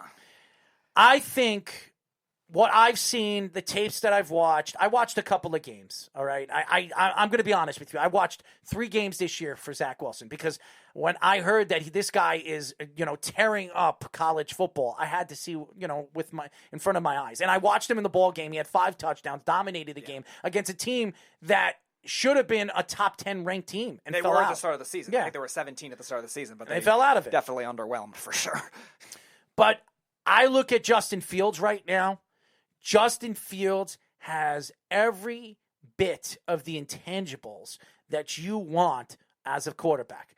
Now, when we look at Deshaun Watson and we look at guys like Mahomes, that draft class, and Mitchell Trubisky was drafted before all of them. It went Mitchell Trubisky, then it went Deshaun Watson, and then it went Mahomes. No, right? Mahomes was I'm sorry, 10. Mahomes, then it went Deshaun Watson. Right. So you had that. And now where do you look at that order? You look at Mahomes, arguably maybe Mahomes or Deshaun Watson, because I still take Deshaun Watson over Mahomes. Mahomes had a lot to work with over the last couple of years. Who's Deshaun thrown to? Well, they're not far behind, but I still can't see anyone other than Mahomes number 1. No, I'm taking Deshaun Watson. I think Deshaun Watson, you put him on the right team. You put Deshaun Watson on that Kansas City team. You don't think they win a Super Bowl? Tough to tell. We don't know how he is in the playoffs. You don't think they're going to win a Super Bowl? Come on, Speedy. Give me a break. You don't know how a quarterback is in the playoffs. Give me a break. I don't want to hear it. If Deshaun Watson was on that Kansas City Chiefs team a year ago when they beat San Francisco, not only would they have beaten them, they would have killed them. I think they would have actually been leading going into the fourth quarter. I think Deshaun Watson is a better overall quarterback than Mahomes. I do. I believe that. But that's my opinion. Now, when I look at the draft class this year, I'm taking Justin Fields as my number 1 quarterback. I would take him. I've seen enough of him in the last 2 seasons. Yes, he played for Ohio State. Yes, Ohio State quarterbacks have not achieved anything in the NFL. There's no question. But eventually one of them is. Yeah. And I think Justin Fields is the most talented quarterback we've seen come out of Ohio State in over 15 years. And he's really the only good pure thrower. Everyone else was just a running type, conventional college football type of that time. Now, by the way, John Ferris says, even if you put Watson on Rams, he will win the Super Bowl. If you put Deshaun Watson on that Kansas City Chiefs team, they might have won this year. They might have won this year because he is, in my eyes, he's just as good of seeing the field as Mahomes is. And by the way, he led the league in yards thrown. And who was he throwing the ball to with the Texans? He has an offensive line that's subpar at best. Okay, subpar at best. He had no running game. David Johnson was his starting number one running back. Who was his starting wide receiver? Brandon by Cooks the way, and Will Fuller. And Will Fuller. Will Fuller wasn't even on the field at the end of the season. He missed 4 games because he had steroids. He used steroids, and then he was hurt for a lot of others. They have literally Deshaun Watson threw to nobody. They literally have the same types of receivers. They have small stick receivers that are overrated and have drop problems. So when I look at it, I'm putting Fields 1, Wilson 2, Lawrence 3, and then I would put Trey Lance and the Alabama quarterback. Mac, whatever his name is. Mac Jones. So I know a lot of people, and this is what this first segment was, is who would I take? Now that we know Trevor Lawrence is going 1, do I take Zach Wilson or Justin Fields? And I think Justin Fields, if he goes to the right team in the right place, Justin Fields is going to flourish in the NFL. I absolutely believe it. Honestly, the safer bet, believe it or not, is Zach Wilson. And the reason why the safer bet is Zach Wilson is because he uses the whole field. He sees the field very well. If you watch the video, you watch the clips, you watch the footage of what Zach Wilson does, he never looks at his first option as the option that he throws to. He always looks at his second and third options before he makes his throws. You don't see that with Justin Fields. That's going to take a little while for him to figure that out. But he's fast as hell. He's fast as hell. He can make every single throw. He's got as good an arm in this draft as Trevor Lawrence and Zach Wilson. Yeah, and again, the thing with the reading defenses is and trying to get to your first and second options, he actually improved on that during games. I think most of the time when Fields struggled in a game, it was early on, and then he got better. Especially you saw that with the Big Ten championship game when he was really bad in that first half. Northwestern exposed him to an extent, but then he played well in the second half. Last year at times against other good Big Ten teams with Wisconsin and Michigan and not Michigan, Penn State teams like that. That was when he struggled early, and then he really got it going after that. So I like that element with Fields too. So I don't think it'll be as big of a deal even over Wilson. I think Fields. I think when you look at Fields and Zach Wilson fits a lot of teams. He really does. Justin Fields. You have to put him on the right team, the right coach, because they're going to have to develop that skill that he is missing, I think is a problem. And you go into the NFL, you don't have that skill, you could have problems early in your career. But I think we also see teams now and coaches, whether they're the head coach or coordinators, they change their systems as well for certain quarterbacks. We saw Buffalo do that for Josh Allen. We saw the Ravens definitely do that for Lamar Jackson because, remember, they had Flacco before that, who was mobile at times, but a pocket quarterback. So they really had to do some drastic things, and they have to get those concepts in. And I think a team, no matter who drafts Fields, is going to be able to do that because of his mobility, even if they had a pocket quarterback before that. A team like Atlanta definitely comes to mind for that if they draft I don't think Atlanta's going to draft a quarterback. I don't think they are either, but I'm saying if they do. Like I said, they're one of the fringe teams, and I think they need too much on defense. But if they do, they're going to have to change that system because Matt Ryan's a pocket quarterback. Same thing with Detroit, who had Matthew Stafford for years. If they maybe decide to move on from Jared Goff after a year or maybe trade him for another pick, then they may have to get a new system for Wilson because he's more mobile, or for Fields. I can't see the Atlanta Falcons moving away from a guy like Matt Ryan. That's why they brought the offensive coordinator in. I think when you look at where Atlanta is, I still think Atlanta thinks they can win now. They still think that if they add some defensive help in free agency and in the draft, where they could still compete in the division that they're in. Now, I don't know if that's possible, but they still have a lot of offensive weapons. You have Calvin Ridley there. You have Julio Jones, even though he might want out. Maybe they trade him before the draft. Maybe they do that because there'll be a lot of teams interested in him, a.k.a. the New York Jets, looking for a number one wide receiver. I don't know if you go after somebody like that because they're going to want at least a second-round draft pick for Julio Jones. But there's a lot of teams that are going to be looking for that. Now, John Ferris says, I'm going to read up what some of these guys say, Panthers or Patriots for Fields. Fields is going in the top 10. He is going in the top 10. I can't see him falling out of the top 10. Right. I can see San Francisco moving up. If Deshaun Watson doesn't become available and Jimmy Garoppolo does does become released, and I think he will be released when the trade deadline, the free agent market opens up. I think they're going to release Jimmy Garoppolo. I think Jimmy Garoppolo is on his way to the New England Patriots. It makes a lot of sense. It really does. The Patriots last year, who had 9 starters out for the season because of COVID-19, they decided to sit out. I think the Patriots are going to have a very good season this year, especially in that division. Okay, so don't count out the New England Patriots, and I'm a Jet fan. So, and I think if they add a Jimmy Garoppolo to that team, they could be very, very dangerous in the AFC. Yeah, the only way that'll happen is if they do end up releasing him or buying him. That's what I'm saying. There's no way Belichick's going to take that contract. No, they're going to release him. That's what I'm hearing. Why do you think that when you hear the San Francisco 49ers are involved with possibly trying to move up for Zach Wilson or trying to make a trade for Deshaun Watson? Why do you think their names keep popping up, Speedy? Obviously, they want out of Jimmy Garoppolo's contract. Duh. So you think he's going to be still part of that organization by when free agency market opens up? He will be a free agent. He will be somewhere else next year. And I think it's the New England Patriots. The New England Patriots are not going to draft a quarterback. Jimmy Garoppolo is still 30 years old. He still has another 5 good years left in the NFL, in that offense, in Bill Belichick's offense. Remember, Bill Belichick never wanted to trade Jimmy Garoppolo. He never did. The only reason why he did was Robert Kraft and Tom Brady told him that he had to. That's why he did it. He never wanted to trade Jimmy Garoppolo. Now, if Jimmy has an opportunity to come back to win New England is absolutely going to be one of the favorites to coming out of the AFC. They are. Because I know everybody keeps looking at their record this year. They were missing a ton of players. A ton of players. And they're going to get a lot. They have a lot of money to spend, too. I think they're 7th in something like that. They're going to spend money. Yeah. Absolutely. And I don't think they're going to re-sign Tooney. I don't. I think they're going to let him go. I think he's going to go to free agency. Yeah. And I think a team like the Jets is going to scoop him up because he would fit like a glove, and especially in Joe Douglas, who likes to build around the trenches. But I'm telling you right now, when you look at this draft class, it can go either way. And you don't know what quarterback is going to turn out to be great in this quarter. What scares me about Trevor Lawrence is what we saw against Ohio State. The Ohio State Buckeyes were not a good defensive team. Okay, they were a decent defensive team. They weren't an elite defensive team. They weren't Alabama.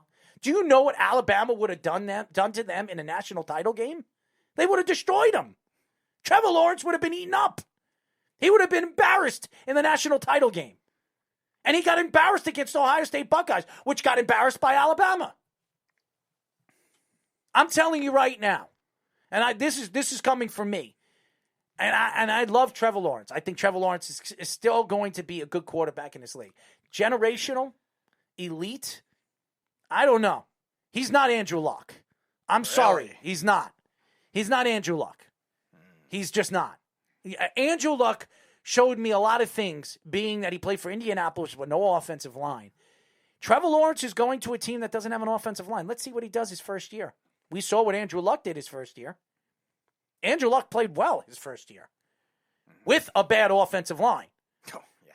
And by the way, had T.Y. Hilton, and that's it. Yeah, T.Y. Hilton was a rookie that year, too. Same draft. So I'm telling you right now, when you're looking at, and I'm not, John Ferris says, I don't like Lawrence. I call him the surfer dude, LOL. And that's fine. You could call him a surfer dude. I still think he's going to be a good quarterback. I still think I don't know about elite. I don't know why everybody keeps saying he's a generational quarterback. What I saw in about 9 games, in the big games, Justin Fields in both games that he played against Justin Fields outplayed him. Go look at both games. Even the game that he beat Justin Fields the year before in the ball game. Justin Fields played better than Trevor Lawrence. Not by much, but he did. But again, we go back to the standard of stop using one game to judge a prospect, too, because you said I'm not. I'm judging him by 2 games against the 2 quarterbacks that played against one another, that are being compared with one another. And if I look at both games and I compare and contrast both players, I'm taking Justin Fields. It's 2 games, Speedy, not 1. Okay, I'm just saying, you did the same thing with Quinnen Williams, too, and you didn't like him, and now look what he's done with the Jets. Well, hold on one second. First of all, he's been fantastic for 1 year, and I didn't say I didn't like him. I said I wouldn't have taken him at number 3. I would have taken Josh Allen. That's what I would have taken at 3. Now, I could be wrong. I never said I didn't like Quinn Williams. You were down on him for what a lot of people. Yeah, because I don't know in that kind of defense, in the 3-4 defense, if he was going to succeed, a.k.a. Leonard Williams. And look, he went to a 4-3 defense, which I said when he does, he was going to be an elite pass rusher. What was he this year? He was an elite pass rusher. I told you that. And Quinn Williams in a 4-3 defense, he's going to be even better than him. I think so, too, yeah. He is going to be unstoppable in a 4-3 defense. Unstoppable. I'm telling you right now, the Jets, Quinn Williams missed the last 4 games of the season, or 3 games of the season. Quinn Williams had 7.5 sacks. Quinn Williams is going to have 14, 15 sacks this year in his defense. I can see that, yeah. He is going to be dominant. He is going to be hard to stop in a 4-3 spread. But I'm telling you, when I look at the big picture right now, and we're trying to compare and contrast what quarterback your franchise needs or if your franchise wants. As a Jet fan, I'm kind of questioning if we should keep Sam Darnold. I really am, because how much better is Zach Wilson going to be in his rookie season than Sam Darnold? Now, the other thing with that is how long do you wait on that kind of decision, too? Because I think they already know the decision. I think they already know. They need to see how these other trade packages are going to be, because we talked about the dilemmas of do you trade back or not. If you get an overwhelming offer from a Carolina Panthers team or Detroit or Atlanta or something like that. Detroit's not going to get. I don't think so either. I'm just throwing hypotheticals. I'm just saying teams that could give up if they really, really like. CJ doesn't, and by the way, and I'm sorry I'm cutting you off. CJ doesn't like Sam Darnold, and that's why he says nope. But here's the thing. CJ, your guys on your show came out, one of your guys, very well-known guy that you bring on your show, said that Adam Gase wasn't getting fired. You were wrong about that, because that's not what I heard. And what I'm hearing through the people that I know are part of the Jets organization, the Jets are iffy on getting rid of Sam Darnold because Sam Darnold has never been put in an offense for him to succeed.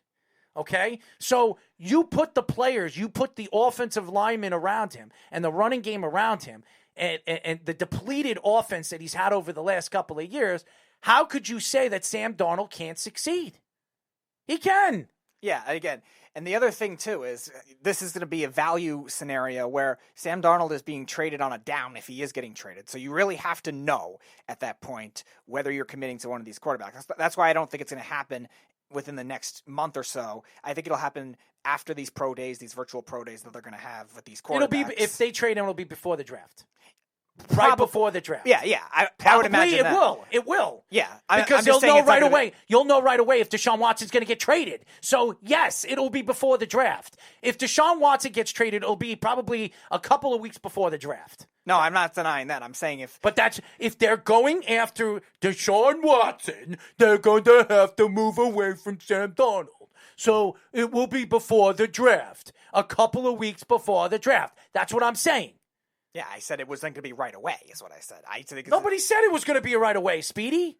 Okay, so my point is, in terms of them evaluating the rookie quarterbacks, if they like one of them, they will move away from it. Spit it out, Speedy. And also, if they get a trade offer from one of those teams, a team like Carolina or Denver that really wants to trade up and they get 2-3 first-round picks and it's overwhelming, you can't refuse it. You trade Sam Darnold at that point before you take that trade to really up his trade value, too. Here's what I think is going to happen. Joe Douglas is going to have to make a decision if he's going to trade out of that pick. If he decides that he's going to keep that pick, he's probably going to draft a quarterback. If he has made his decision to keep Sam Darnold for one more year, he will move out of that pick. He will move all the way to either 8th or 7th or wherever, Carolina or maybe Atlanta. If Atlanta really, really wants Zach Wilson or really, really wants Justin Fields to be backing up Matt Ryan for a year and then bring him in, that could happen. But I think the Jets will go after a wide receiver then. They'll fall to 8th or 6th or 5th. And Jamar Chase is a guy that would be out there. Devontae Smith will be over there at 5th or 7th or 8th. You can get your elite wide receiver. You do not have to go to free agency to bring a wide receiver in, which will save you a ton of money, where you can build on your offensive line. Look how many good offensive linemen are available. You have Lindley available this offseason, Tooney available. You can get both guys, spend the money on the offensive line, really put an unbelievable offensive line together with veterans and young players, and then you build your structure. You build around the offensive line, and you protect Sam Darnold. Lindsley should be a very big prime target for the Jets because he had one of the best seasons for a center last year when he was with Green Bay. And you move McGovern to the guard. Yeah, he's still fairly young, too. I think he's 27, 28. So Lindsley, they'd probably have to pay him a little more than an average center, but should be somebody they could prioritize for the Jets because interior rush is definitely an area where they could struggle against because if there's pressure from the tackles, like we know Mekhi Becton's phenomenal, what it will be for the right tackle, Sam Darnold could escape from that, but interior is going to be a lot harder. And Carolina is going to be looking for a quarterback. There's no question. Everything we're hearing from Carolina, the beat writers, some of the coaches, and I'm not talking about Matt Rule. Some of their other coaches have come out and said that they're not unsure with Teddy Bridgewater. Teddy Bridgewater, you can't bet your franchise with Teddy Bridgewater after that injury. And even this year in the second half of the season, Teddy Bridgewater played well in the beginning of the season.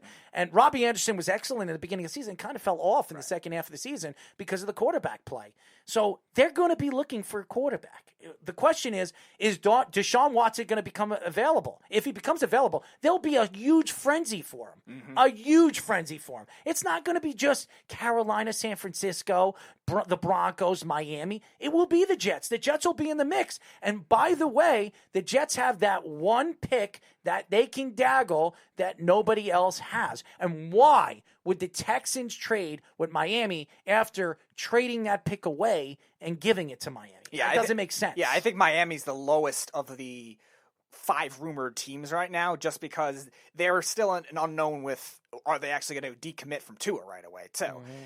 I think it goes in terms of... I don't think they will. Well, again, they could recycle the quarterbacks all they want, whatever. They're still the least likely because of that. And the Jets are the most likely with the picks. The 49ers are most likely with the urgency and also the availability for them to do it because they don't need a lot on their roster.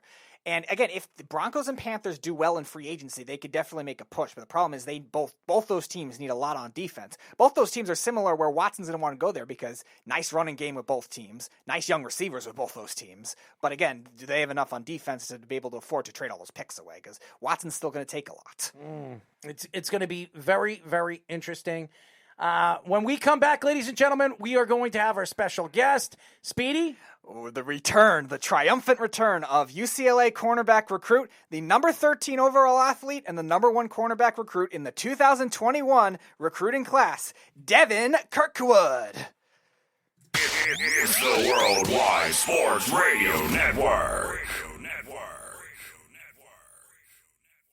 Do current market conditions have you nervous? Our experienced team of financial professionals at Heritage Harbor Financial Associates understands that no two investors are alike.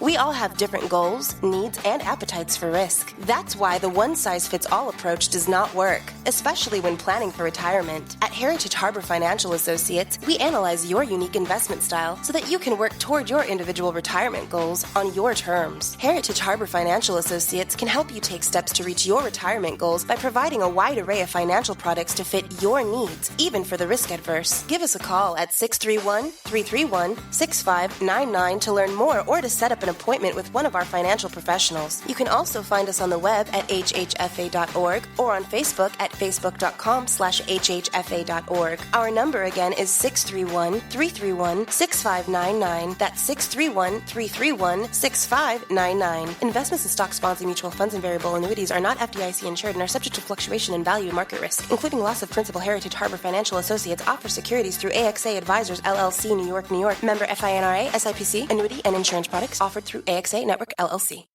Be fearless at MMA Long Island and Seituha Karate. Located at 28 Colt Court in Ronkonkoma, MMA Long Island is the martial arts school for you if you want to learn combat-proven techniques, build confidence, discipline, and self-esteem while learning real martial arts to fight back against bullies, predators, and peer pressure. MMA Long Island offers group and private lessons for all ages and levels in traditional Goju-Ryu Karate, MMA, and self-defense. MMA Long Island is one of Long Island's most affordable martial arts schools. There are no promotion, belt, or membership fees, and family discounts are available. All classes are taught by 7th degree black belt Sensei John Benedict with over 30 years teaching experience. So whether you want to get in the ring or protect yourself and your family, MMA Long Island can help you reach your goals. Visit MMALongIsland.com. That's MMALongIsland.com or call or text 516-381-9660. That's 516-381-9660. Edward Lehman has been a trusted insurance advisor for over 16 years with insurance solutions for auto, home, commercial, life, and retirement. He's located at 54 Sunnyside Boulevard, Suite H in Plainview. That's just 1,000 feet south of 495. Local agent, local advice. The time to think about insurance is before you need it. So do yourself a favor and before you pay your next insurance bill, give Ed and his team a call, 516-935-3900, or visit him online at www.allstate.com/EL. Edward H. Lehman Insurance is your trusted insurance advisor. You're listening to the Worldwide Sports Radio Network.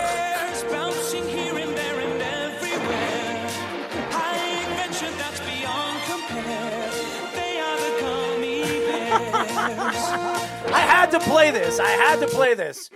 As you guys know, this is Below the Mic. Remember, you can call us at 631-500-0548. You could go to our website at www.worldwidesportsradio.com. Go to our app, which is iOS, Apple, WWSRN, or Android, Worldwide Sports Radio Network. Well. Speedy, let you do the introduction on this one. All right, returning to the show is UCLA cornerback recruit, the number 13 overall athlete, and the number 1 cornerback recruit in the 2021 class, Devin Kirkwood. Look at that. Devin, what's going on, man? How are you and your family doing with this pandemic?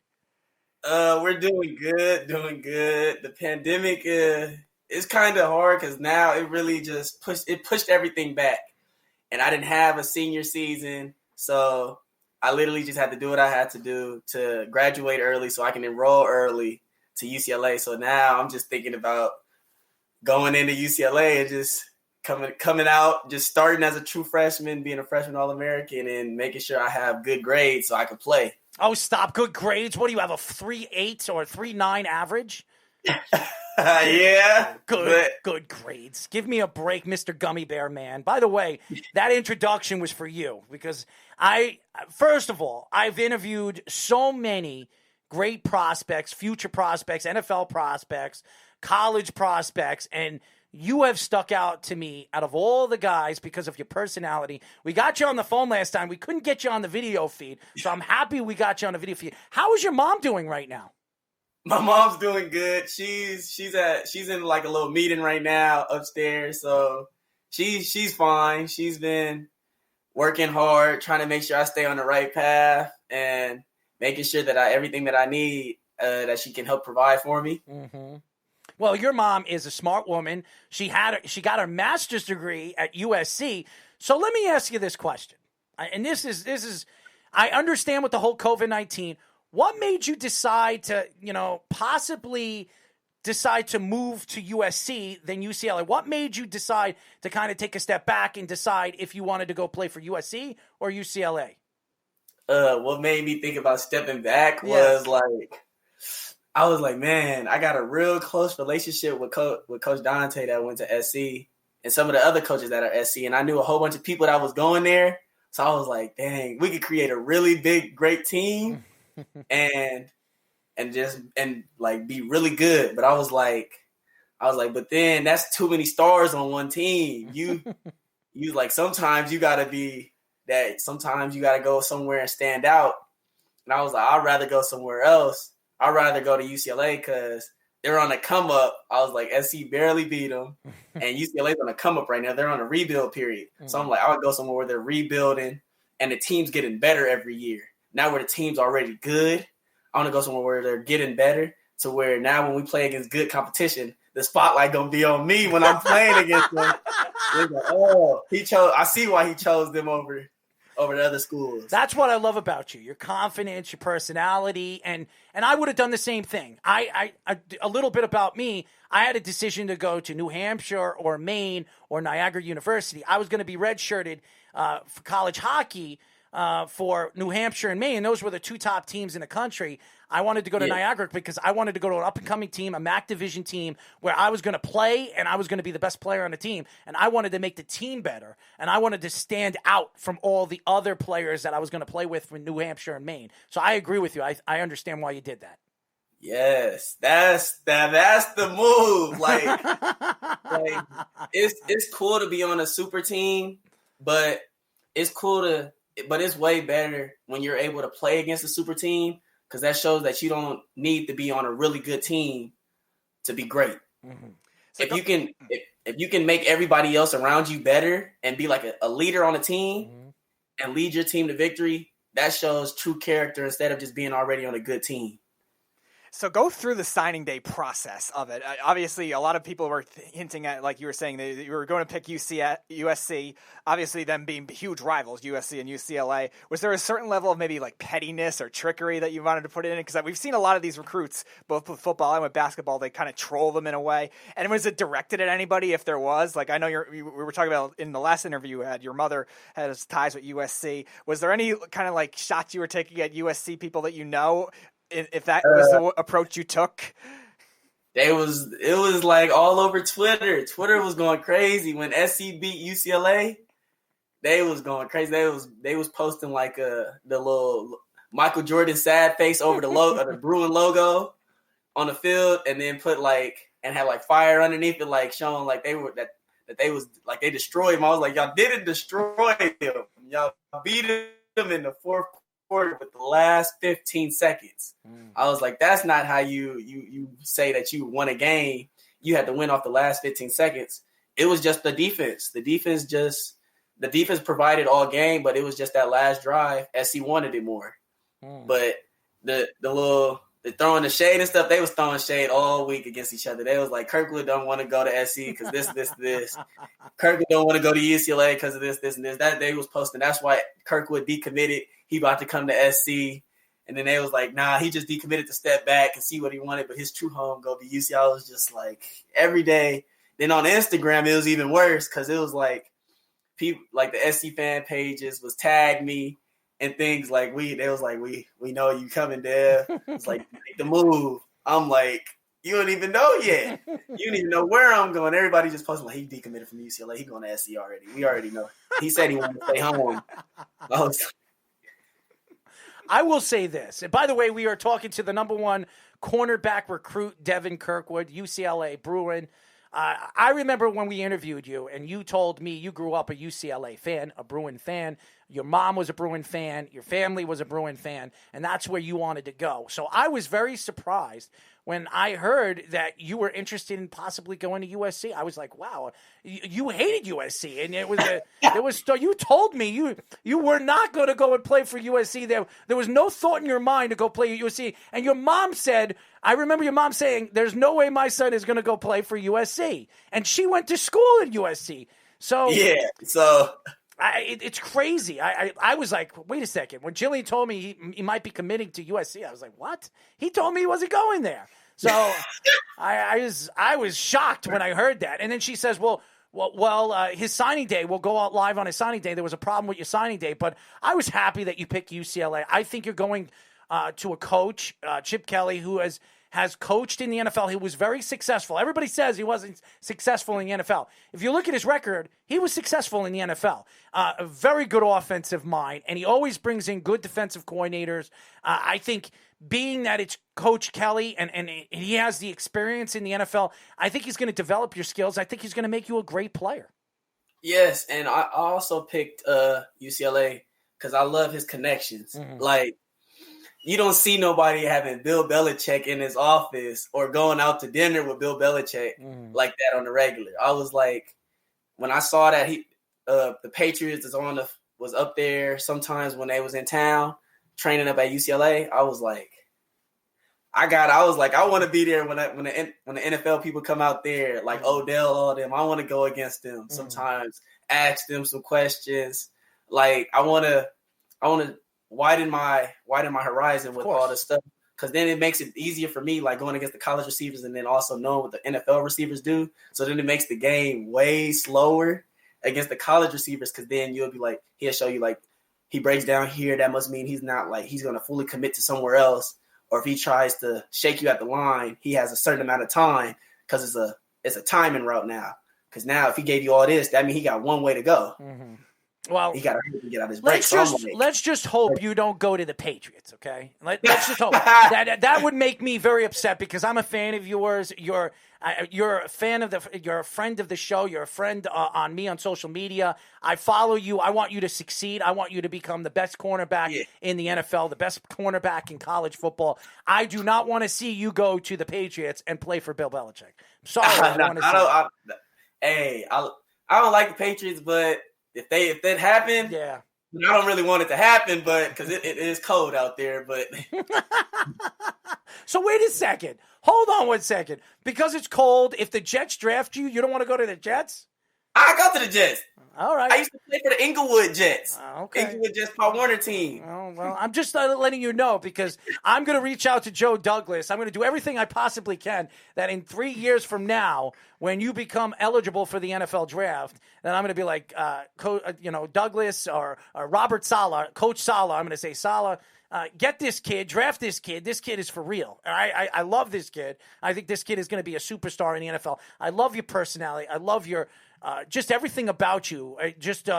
Your mom. You're a very confident guy, and the person that you are, and your personality that brings out everything about you tells me that you're going to be a star, and it's going to sell me that you're going to be a star in college football and the NFL. Yes, that's the whole plan. Cause I grinding every day, wake up, eat, sleep, literally work out, and just try and get bigger. That's all I literally been doing. Cause if I want to be great, you can't really take no days off. A lot of people say that. Yeah, like I really kind of had played my last tournament like 2 weekends ago. Went out there. It was in Arizona, so it was like a tournament. It was with this team called Red Rum. So we was out there playing, and the teams we were playing against was so-called FSP, one of the top 7-on-7 teams was out there. So I'm like, I've heard of them. So I'm like, dang, our team just came together. All the cameras was on me. They was like the best corners out here playing. I'm like, dang. I'm like, I gotta really show out. So I literally went the first day, had no balls called on me at all. So I was like, dang, this is really crazy. I'm like, I'm really making a movie on the field. So next day comes, we playing against some team. We played like 5 games to make it to the championship. So we beat all 5 teams, and I still had 0 balls caught on me. They wasn't even really looking my way. It was funny. I had a coach yell at his players saying, "You can't beat 6'3". Why are you throwing it his way?" I was just like, hey.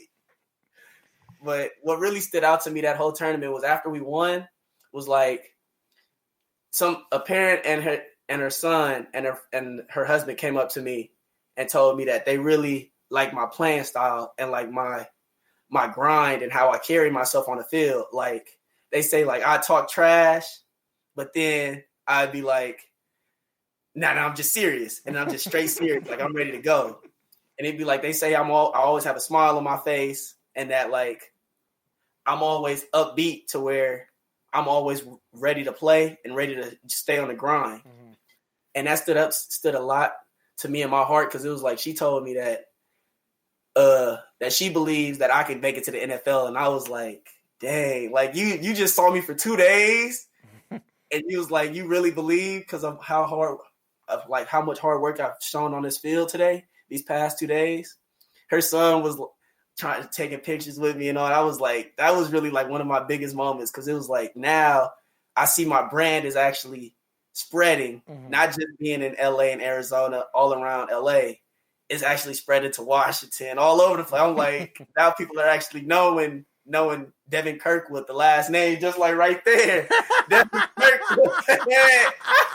The Pac-12 will know you well when you lock down their best receivers. Don't worry.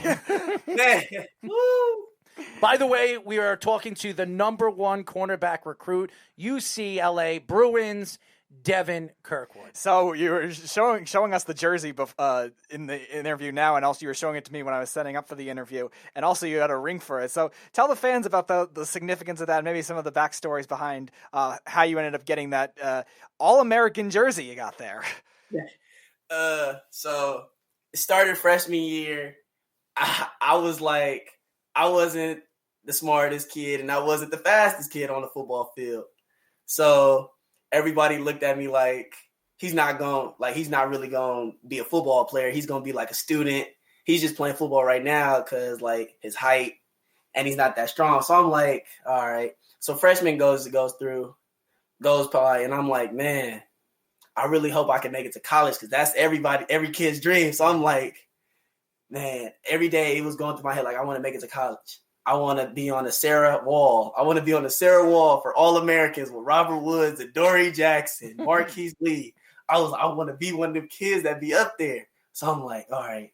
So then it was my sophomore year came, and it was like right after the season, we played Bosco. Then we lost, and I was really mad. I was like, dang, I really didn't get to play. So I'm about to transfer. I'm transferring. I'm going somewhere else. But my head coach and Coach Marv had talked to me and got me to stay. They was like, Dev, you're going to be a really big name recruit. Just wait until the spring. You'll see. So the spring came after I trained with Ground Zero for like a while. And then all of a sudden the offers had showed up and I was like, wow, like I ended up with 8 offers. And then I was like, dang, I'm extremely blessed. First offer. Oh, you got to always remember the first offer. Nevada. That was like my very first offer. That had me in tears because it was like, dang, like the hard work is paying off, but I want to be the best corner in my class. So I got to keep working. So then, by the way, I wasn't even really a corner at first. I was a receiver. I was an athlete, so I was really playing offense and then a little bit of defense. They just put me at corner because I actually was kind of able to stick somebody. So I was playing receiver, and then it was like, a college coach told me, he's like, have you ever thought about playing corner? I was like, no, I'm 6'3". Why do I want to play defense? So I'm like, nah, I don't want to play corner. But then Coach Brown talked to me and he was like, Dad, you being 6'3" and being able to have good feet and have good technique, 6'3", you can go to the league like that. I'm like, everybody's telling me like, Dad, play defense. I'm like, fine, I'm going to play defense. So I just forget offense. I focused in on defense. So I'm like, all right, I got right. And then my sophomore semester, second semester, it was like right before summer, I got SC. That was my biggest offer at that time. And I'm like, I went to the SC camp, balled out, and got the offer. I'm like, man, that's crazy. And then right after, I went to the UCLA camp, balled out at the UCLA camp. And then Chip Kelly was like, I really like your playing style. I like all the things about you. And I'm like, dang. But he ain't offered me. I was like, wait a minute. You said you liked everything about me, but you didn't offer me. Okay. So then it was summer ball coming around. He came to our first summer ball practice. And he saw me practice again. He was like, Dad, I like you a lot. And I'm like, Coach, you keep saying this. Like, you're the school that I grew up liking. Like, come on, Coach. So then junior year came and we played our season. We started off really good, and then we had a lot of injuries. So then we didn't finish how we wanted to finish. But I was like, okay. So this is my last year 7-on-7 for Ground Zero. So I played with Ground Zero. We went out to Florida. We got whooped the first night. I'm not even going to cap about that. We got whooped. And then we came back to the tournament. We got whooped. We played like a scrimmage. We lost. They blew us out. They was talking all trash about us on the internet. Like, oh, Ground Zero, LA people weak. They was like, they not good. I was like, dang, you saying we not good? So then we played them. So we go to the next day on Saturday. We play them. We play all the teams from out there. We're second seed. We're right behind DEFCON. So we played DEFCON the next day. We beat them 24-7. All of a sudden, everybody's like, LA still good, not good. We was like, y'all whooped us in a scrimmage, and then we come out and beat y'all in a tournament in your home turf and just win the whole tournament. That was one of a big moment for me. And then going to the Under Armour All-American camp, right? balling out, and then I didn't even get the invite that day. They didn't even invite me that day. They was like, "Dev, we gonna stay in touch with you. We gonna get you." They was like, "We like your playing style. We like all that." And I was like, "Dang, why didn't y'all get?" I was like, "All right, this whatever." I'm gonna make a shirt. I'm gonna make a shirt for you. It's gonna say "dang." Okay, it's gonna say "dang." I'm actually gonna make a shirt for you. I'm gonna send it out to you, and it's gonna say "dang." I'm seriously gonna do it. I think it's funny. I think that is your line. It's Devin Dang Kirkwood. Devin Dang Kirkwood. Devin Dang Kirkwood. I mean, every single thing. I will say this, man. Your personality, not only when people get to know who you are as a person, you're a good kid. I see your posts. I see what you do on social media. Your personality, it definitely drives people. Me as a person that actually respects athletes, because I was an athlete my own self, I see who you are as a person. I see that you're not trying to take the easy way out. You're going to go to a team where you're the center of attention to that team. You're the center of attention to that defense, and you're going to make that defense an elite defense. To me, that shows me your person, who you are as a person, your personality, and what you want to be, and you want to be looked at as a college player and eventually as a prospect in the NFL. So to me, that's what stands out to me about you. And when just getting to know you, out of all the, like I said, all the different recruits that we've interviewed, and we've interviewed a lot. I like, believe it or not, my two favorite interviews were two corners. You and you know who I'm talking about. Ashford, who is Mr. Ashford, who is going to play for Wisconsin. I don't like your favorite team. I don't like the team he's going to, but I'm a huge fan of his. And you two stick out more like a sore thumb from all the different recruits that we've interviewed. And we've interviewed some top recruits. So, but I could tell who you are as a person. Your mother raised you right. And I see that school comes first before sports. You're a track and field superstar. You are. And not only as a track and field superstar, you're the #1 cornerback recruit in the 2021 class, which is fantastic. What is your thoughts of some of the recruits that you've seen, and being that you're the #1 cornerback recruit going into college football? That's really, I didn't think that it was gonna ever happen, because there's a lot of good corners like Sierra Wright, Jalen Davies. We interviewed him, by the way. Him too, yep. We interviewed Jalen Davies, a very, very nice guy. What is he like? What's his favorite food? He was the sour Skittles guy. Sour Skittle guy. Yeah. Yes. Yeah, them two. I train with them every day, so it's like I was like, dang, like they're really, really good. So it's like they started corner before me, and just for me to be able to show that why I'm all the work that I put in, why I should be the #1 corner in this class, is like, it means a lot to me, because you don't get that recognition a lot. A lot of people just was like, you look over me and be like, oh, he's gonna sooner or later blossom. I was like, no, I'm gonna show them now and then keep showing them.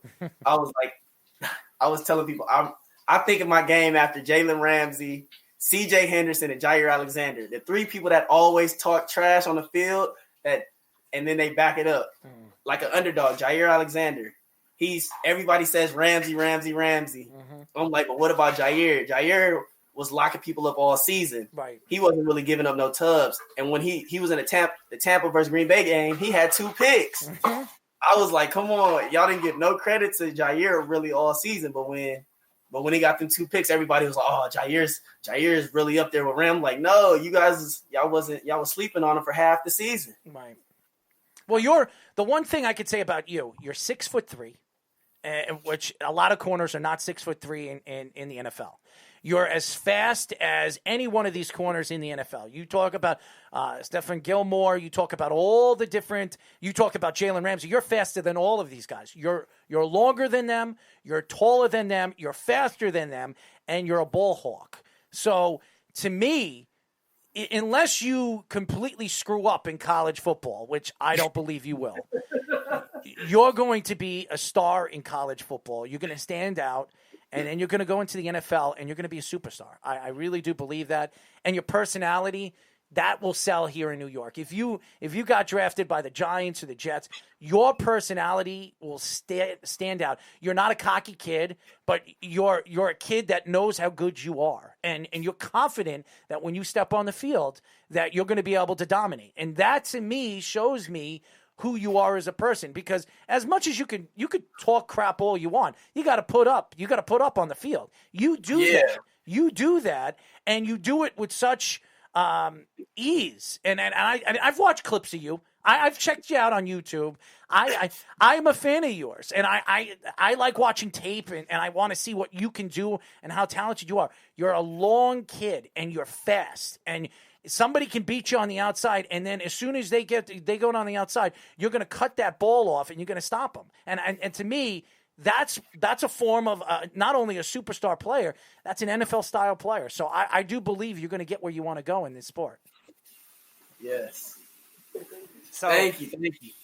So actually, it's funny you brought up Jair Alexander and Jalen Ramsey, because one of my questions was the position as a whole in the corner position oftentimes gets snubbed when it comes to awards, MVP, like Super Bowl MVP or even Defensive Player of the Year. And I thought this year, you brought up Jair Alexander, who's probably just as deserving too, if not more. Xavier Howard was another one I thought that was deserving. He had 9 interceptions this year. Another guy that's a very long corner as well. Played very well for a very good Miami defense this year. So do you think as a whole, just because maybe the stats don't always show it. I mean, with Howard, they had 9 interceptions, but because they're not thrown to, because it's locked down like you were talking about all throughout your tournament, you were thrown out and didn't allow a catch, that kind of gets devalued when it comes to awards, and really it shouldn't. It's kind of hard to give people awards when you don't see when the QB doesn't throw at them. So it's you can't give them the so-called best DB or anything when the QB when they don't even look your way. It'd be you're basically taking away a whole receiver. So it's like when we was in the tournament, I thought I was gonna win MVP. I thought I was gonna win MVP because I didn't give up no ball. No ball. Whenever 2-3 games, they didn't even look at me. They didn't even look at the receiver. They was just telling him, just run a hitch. Just run a hitch. You're not going to get open. And then everybody was like, damn. Everybody was looking I thought he didn't get a ball because I was like, hey, man, it's none of my business. I'm not going to say nothing. I'm just going to play. I just come out and play. But when we did that little All-American 7-on-7 in Dallas, that really stood out to me the most because that was they said the corner that was the number 1 DB this year was me. I was like, wow. I was like, out of all the corners you could have picked, Davies, Damani, all of them corners, you picked me. I was like, that is crazy. And I was like, man. Is that mom? Is that mom right there? Is that mom right there? Yeah. Say hello, Mom. Let's see you. Come into the picture. Come into the video. Come into the video, Mom. Okay, I'll just say. Hi, Mom. How are you? How are Thanks you? for having him. He's excited, as you can see. My little knucklehead. And when you said dang, Devin, dang, when he was growing up, on my license plate, what did it say? It said YD nice. That was my license plate thing. I was like, why? So, so this personality has been molded for a long time, but I'm very proud of him. He's working hard. And like you said, it kind of hurt your feelings when he said USC. He committed to UCLA. Trust me, our household was kind of on ups and downs when he came and was like, Mom, let me make my decision. And he said, I'm decommitting. I was like, do what you want to do. I hope you make the best decision. Well, I will say this. Your son has the personality. He has the, what do they call it? The swang over there. And I think the person that you are, you're a hardworking kid. You always, all the trials and tribulations you had, and nobody thought, you didn't even think that you were going to be the number 1 corner recruit coming out of this draft, this class. And then seeing what you were and what you've turned out to be as a person, being that you're 6'3", you're an athletic kid, and that you are a good student too. Not only are you a great athlete, You're a great student. I think that a lot of people can learn something from you, and the hard work and dedication that you put into the work that you do, it all pays off, and you see it right now. You're going to UCLA, a top collegiate school. You're going to be the superstar in that defense, and you have the opportunity to really put yourself on the top of the top echelon corners in the college brass. So I think that what you're doing and what you are and what you're going to be at, not only am I a fan of yours, I think that a lot of people are going to draw to you throughout the country when you step on the field for UCLA. Yes, thank you. I think so too, and I hope so, because I'm ready to show the technique that I've learned from Coach Anthony Brown, square technique. Because you know some people that just that are going to the league this year that use our technique. Cam Bynum, Thomas Graham, Diamador, like a lot, all of them really good. Elijah Griffin from SC, OG, yes, them dudes. I've trained with them all the time, and they've made me really good and like helped me see my technique in different ways and help me advance it a lot. Just like I get to go against LV, Chad Johnson. LV helped me a lot through my years at Sarah while he was at Sarah. Because he like that going against him, it helped me know that I got to be more patient. I got to actually shoot my hands at a certain time, not just try and shoot them right away. Play with my feet more, not always try and just jam straight away. Be able to show that I could just stick and not just be somebody that just always got to put their hands on. I'm like, and now ever since I've learned that, it's like I can just stick somebody and then not really have to use my hands. And it'd be so fun because everybody be like, he's 6'3", he can't run. I'm like, what? All right, step out here. And then I'm about to show you what I can do. Is that the same Anthony Brown that used to play for the Cowboys a couple of years ago? Oh, no, Anthony Brown, he coaches for Ground Zero. Oh, okay. Yeah, because a lot of the former players, once they end up retiring, I mean, he's still pretty young, but he wasn't a very good. Yeah. He wasn't a great corner in the NFL for Dallas, so I wasn't sure if it was the same guy. Nah, Anthony Brown, GZ, he's different. Okay. I call him Guru, Square Technique Guru. Nice. That's a cool nickname. Dang Guru.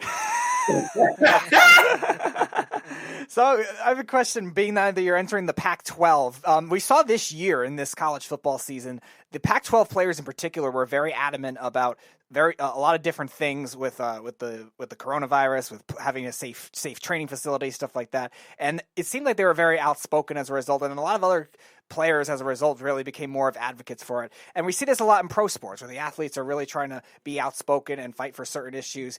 Can you see that now with college football and even just college sports in general, these players really having more power than they did before? Yes, I see that we have like a lot more power now, because now they're seeing that like it's not just like a business, it's like a family now. Because like you gotta have the players. Your players have to trust you as a coach, and you have to trust your players for them to go out there and play at their best. So now they're actually putting like a lot more trust into the players, because now it's about the safety of the players now, and not just winning. It's about the safety, about the players and the people that are back home for them. Because Corona showed that like you could be here one day and then gone the next. You would never know. So now Corona has like changed the aspect of the world, and in a college level and on a national level. Because now it's like it's safety. Like this is your life. You only get one. So you got to live it to the fullest and be able. And when you feel like you can't go, you got to be able to speak up, because now they're giving you the chance to speak up. And you shouldn't be afraid to take advantage of that. Well, I agree with you, and I will say this.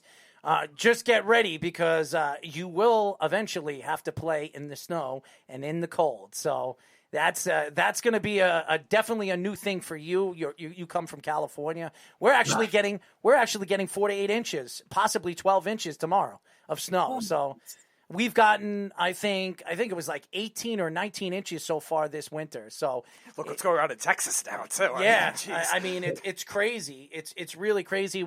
I've missed the snow over here in New York, but that's something that's it's going to be different for you, and it's probably more exciting and more fun to play in it than actually driving in it. Mm-hmm. So I think I'm very excited for you, Devin, man. I want you to succeed. I want you to achieve all your goals, and I want to celebrate with you when you get drafted by an NFL team, because I think you're going to not only achieve the goals that you want to do, I think that you can do anything you put your mind to, and you've proven that year in and year out, especially where you've been and where you're going. And look at your mom, man. Your mom went back to school and she got a master's degree at USC. I mean, anything is possible.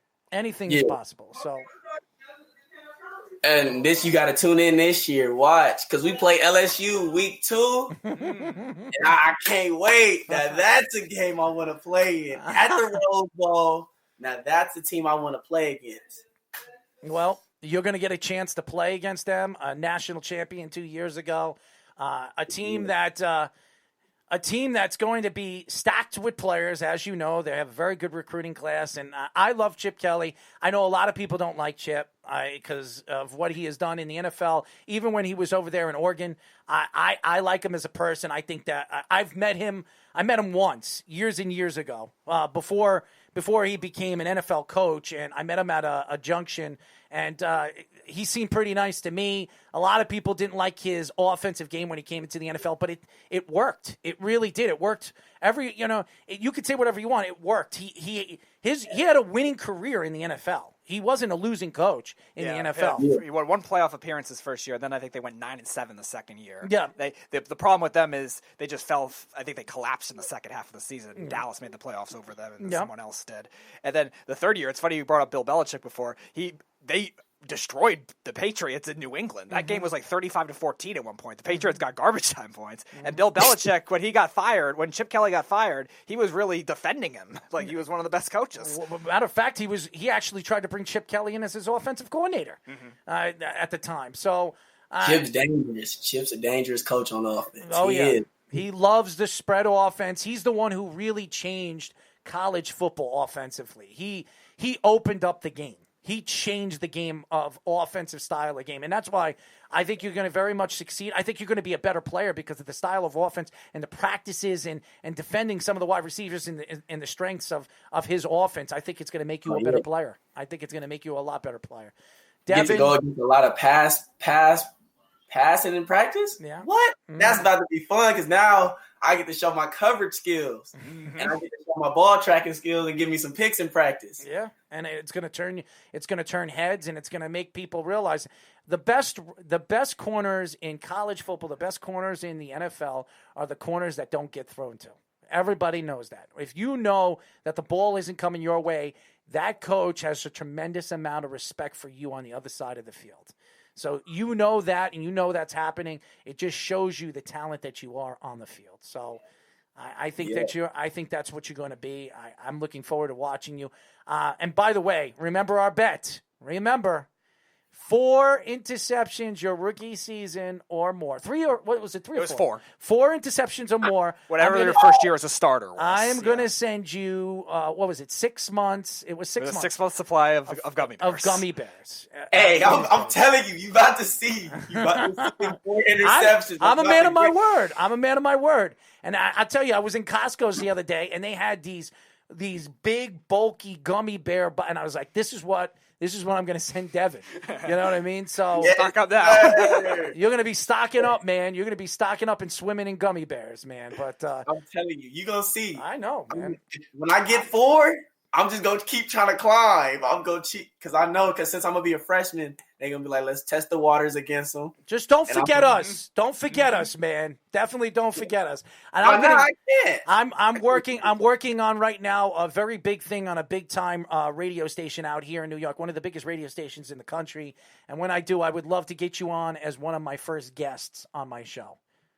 Trust me, I would love to. I would love to be on it. Absolutely. I love you, man. I want you to stay safe, stay clear from COVID. Say hello to your family.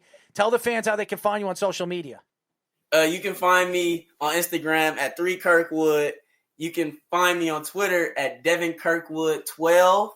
And my other Twitter is Kirkwood Nice. That's like my track one I used to do when I used to do track. Mm-hmm. But basically Devin Kirkwood 12 is my main one for football. Mm. So well, you better.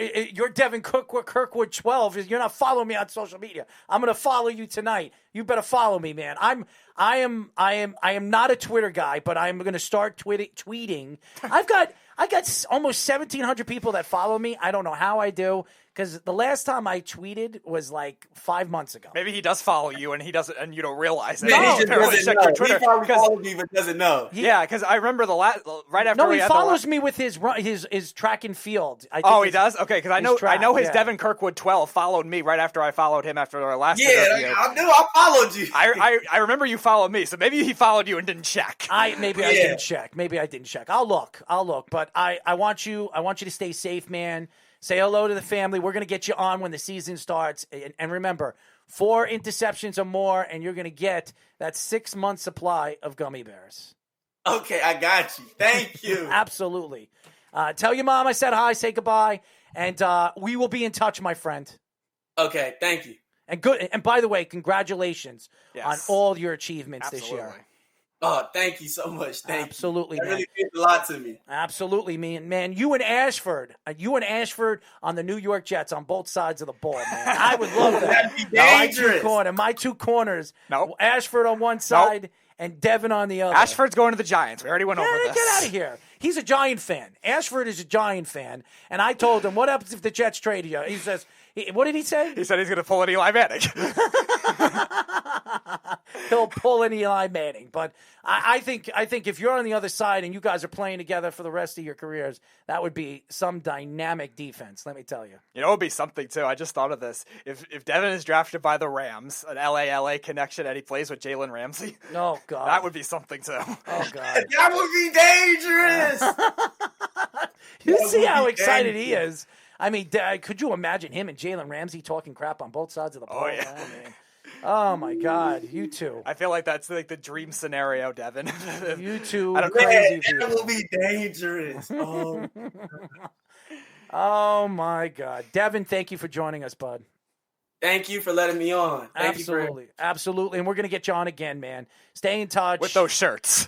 Yes, I'm sending you. I am going to make you a shirt. I just bought a cricket, so I'm making shirts. I am going to set up. I'm going to get a Devin Dang Kirkwood shirt, and I'm going to send it to you. I'm going to get your address and send it to you. You're going to see me. I'm going to post it on. I am. I'm going to send it to you. What are you, a large or an extra large? A large. All right. I'm going to send it to you. I'm telling you. I'm going to send it to you, man. What's your number? What's your number in college? Huh? What's going to be your number in college? I don't know right now. Well, hopefully it's going to be 3 or 2. But if I don't get 3 or 2 this year, I'm going to try and rock the 23 just like for my sophomore year as a corner. Mm-hmm. And then next year, my sophomore year, I know what number I'm going to wear because me and Chip had talked about I'm going to rock that 3. And you're going to see me back in the 3 if I can't wear it this year. Well, you won't have a number on the first shirt, but on the second shirt, I'll make sure that I get that for you. It says Kirkwood on the back over the number. So okay, all right. So I'm gonna get something together for you, and I'm gonna get your address, and I'm gonna mail it to you. Okay, thank you. Absolutely, man. Stay safe. We'll talk to you soon. You guys too. Y'all both stay safe. Absolutely. Devin Kirkwood, ladies and gentlemen, the number 1 corner in the country. Unbelievable. Yeah. Great kid. Oh, my God. Great kid. So much fun to have on personality, just everything. I think when you're trying to sell something to a nation, and really when you look at college football and you look at the cornerback position, the corner position is one of the most important positions in the NFL. You look at the offensive line, the quarterback, the offense, the left tackle, and then the corner. That's it. And then a pass rusher. The corner is the 3rd most important position in all of sports, really in all of football. Yeah. And what he is as a person, his personality, his education, his mother strides him to be the best at whatever he does. And he's a track and field star. I mean, everything about him, his personality draws you. I don't know if you're a fan, if you're a football fan or you're a player fan, and you look at Devin Kirkwood, how could you not be a fan of his? Oh, absolutely. And the other thing, too, well, you mentioned the corner position being so important, and Devin is a prime example of this. Long corners are being a big new wave of the NFL, especially it really started with the Seahawks, the Legion of Boom, but Jalen Ramsey, there was a reason he was a great prospect, and Devin brings him up all the time. Browner, remember when Browner was a when dominant he was with corner? Seattle, When he was a dominant corner, 6'4", 6'3", big, strong. he's faster than any of those Yes, guys. and again, they're becoming the new wave of the NFL where because these receivers have gotten so quick, so fast right away, right off the line of scrimmage, the guys, whether it's physical zone or physical man coverage, bump and run coverage, it's so important. And that's why we were talking about the prospects in this year's draft. That's why I say J.C. Horn is my favorite corner in this year's draft, because he has that length too and the speed to go with it. And again, a lot of these corner recruits or these corner prospects now that we're seeing in these drafts, and recruits like Devin, they're long right away. And he's going to grow. You know, he's 6'3", he's 18 years old, and he's growing. And he's going to get bigger. He's going to get stronger. He's going to get fat. Could you imagine a guy that can run almost a 4.3? I mean, seriously, a corner that can run a 4.3. He's 6'3", and he has the length and the ability to do all those things that we talk about NFL corners that you need them to do. It's incredible, and I think the kid's going to be a star. I think his personality will sell to you fans, all the guys, all the people that are watching the shows and listen to the show through our stream. Devin is going to be a star, and I'm telling you right now, 3-4 years down the road, we're going to talk about Devin being a top 10 prospect coming out of the NFL draft, and I think he's going to achieve all his goals. He just got to keep his head in the books, keep his head into the game, and he's going to do everything he wants to. I could tell you that right now for his personality. So, and I'm a huge corner fan. I'm a Darrelle Reeves fan. He's my favorite player growing up. And if Devin is anywhere close to the type of player like Darrelle, and Darrelle wasn't big. Darrelle's 5'10", 5'11", but he was mean, and he can run routes, and he always let people beat him so he can stick them in the routes. I think Devin has the speed, he has the ability, he has the agility to do that. Devin could be a hybrid type of corner that when you look at corners now, like you're saying, Speedy, that are long and strong, and that's what these coaches are looking for. That's what these GMs are looking for now. Just like the quarterback, it's become a mobile quarterback league now. Guys like Devin that can get to the quarterback because of his speed, his ability, with all the intangibles that he has. It's an incredible. He's a physical specimen, and it's pretty amazing, and one of my favorite prospects I've interviewed. Yeah, I think when we interviewed him the first time too, he was mentioning how he was playing receiver, he played safety at times, and again, the versatility. We ask him the question of a lot of different positions all the time. It's becoming a big key in today's game, but definitely with the kind of versatility at defensive back is very important, especially with the length that he has, the ability to play in the slot, outside, and in a whole tournament, hold nobody to any catches, not even a hitch pass, not even a screen pass. That is pretty impressive. It is. It's impressive because I said it to Devin, I'll say it again. Any coach that doesn't want to throw on your side of the field tells you how good you are as a player. Strikes fear. It strikes fear against anybody that plays against him. So when you look at who he is as a person, how could it not sell you on what he can achieve in the game of football? And that's what I want to see. I want to see all these recruits become successful because to me, they're the next product of the NFL. Yeah. Those are the guys that these young kids are going to look up to. And me being 38 years old, Speedy, you being 26, and we're a little bit older. I'm a lot older than Devin, and I was an athlete too. And there were mistakes that I made in my time of playing sports that maybe if I didn't make those mistakes or I didn't become an egotistical idiot when I could have gotten back on the ice and do the things that I could be retiring as a future Hall of Famer in the NHL, but I made my mistakes. And that's why I tell all these athletes that we interview, these young athletes, to go for yours.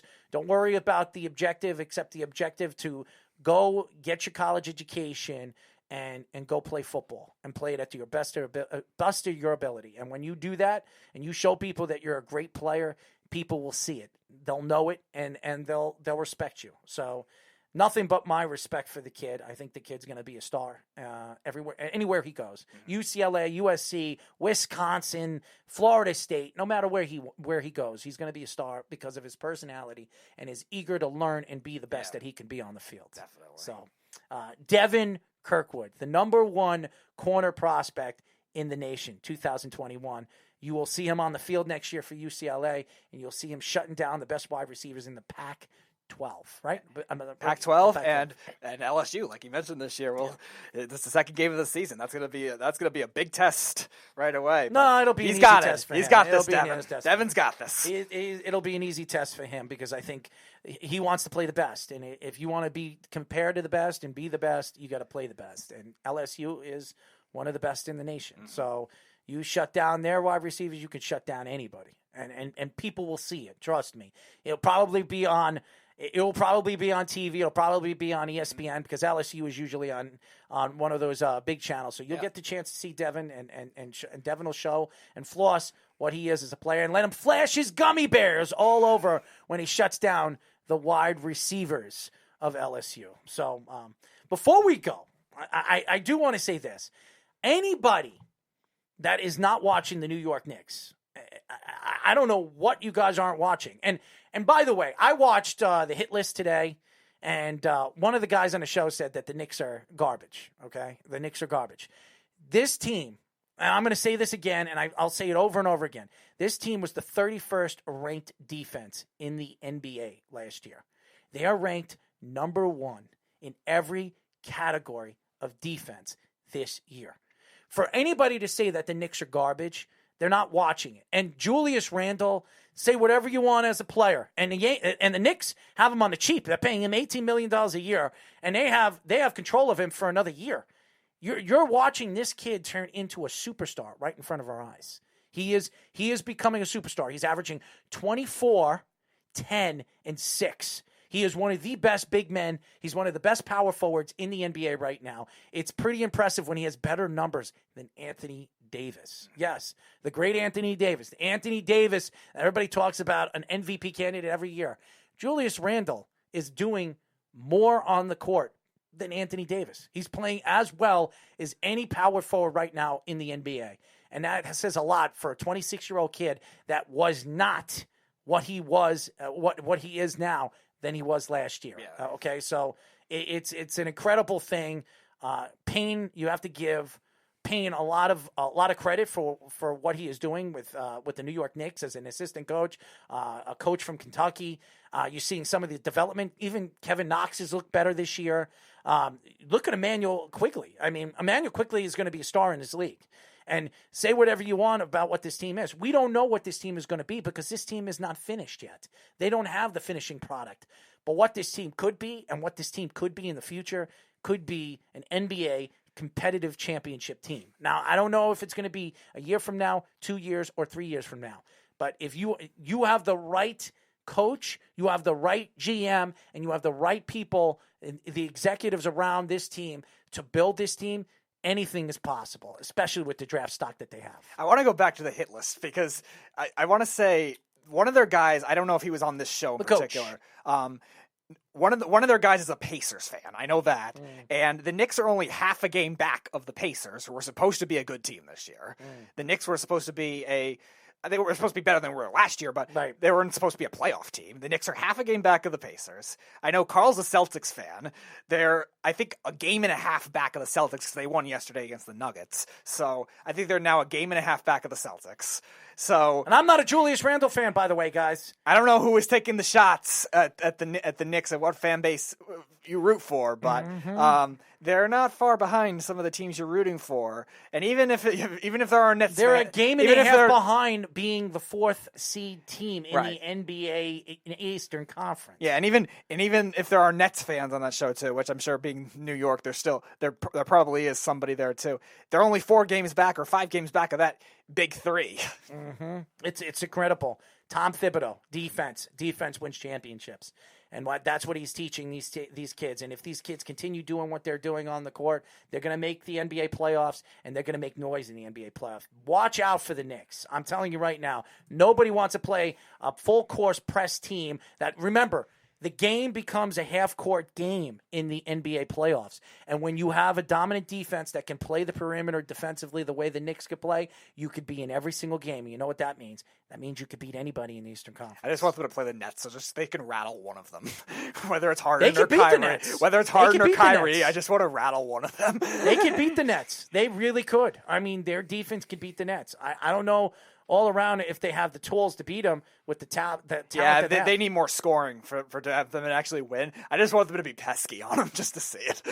Just want to see some kind of like bad blood rivalry type thing, even if they don't win, even if they lose in 5 games. I just want them to rattle one of them. Carl says, I would say you have a shelf life of 4 years with Thibs as a coach. Whether it's fair or not, his track record says 4 years before players get frustrated. Here's what I'm going to say about Thibodeau. Thibodeau has always wanted this job. He's always wanted this job. And he wants to bring a championship home to the Knicks. And I'm telling you right now, if there's anybody right now, any coach that I wanted to take over this job, a guy that wanted this job for years, and he was turned down 3 times before he got it. And he still interviewed for the position. To me, that's the guy I want. That's the guy I want to lead my team to battle. So I'm excited for the growth of some of these young players and where the Knicks are going to be in the near future. Carl, by the way, you say you hate the Celtics. I wasn't referring to you. I was talking about the sports hit list. Mm-hmm. Carl, yes. At our network. Carl Collage, who is a huge Boston Celtics fan. Yes. Yep. And they better make that move for Andre Drummond.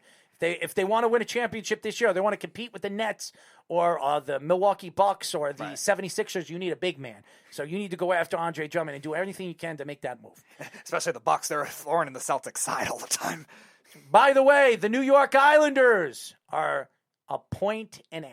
I say 1.5 points because they're really 1 point out of first place. 3 points. 3 points out. Oh, they won yesterday? Yeah, they won. The Bruins won yesterday. I think the Bruins got a point yesterday, or they won. I forget. They won yesterday. They have 22 points. The Islanders they won have 19. Yesterday because if the Bruins didn't win yesterday, the Islanders would have been a point out. Okay. So all right, yeah. The Bruins won yesterday. Right, so they're 3 points. Yeah, it's 22-19 right now, and then they have a point lead on the next team in that division, which is the Flyers. We will see. We will see, ladies and gentlemen.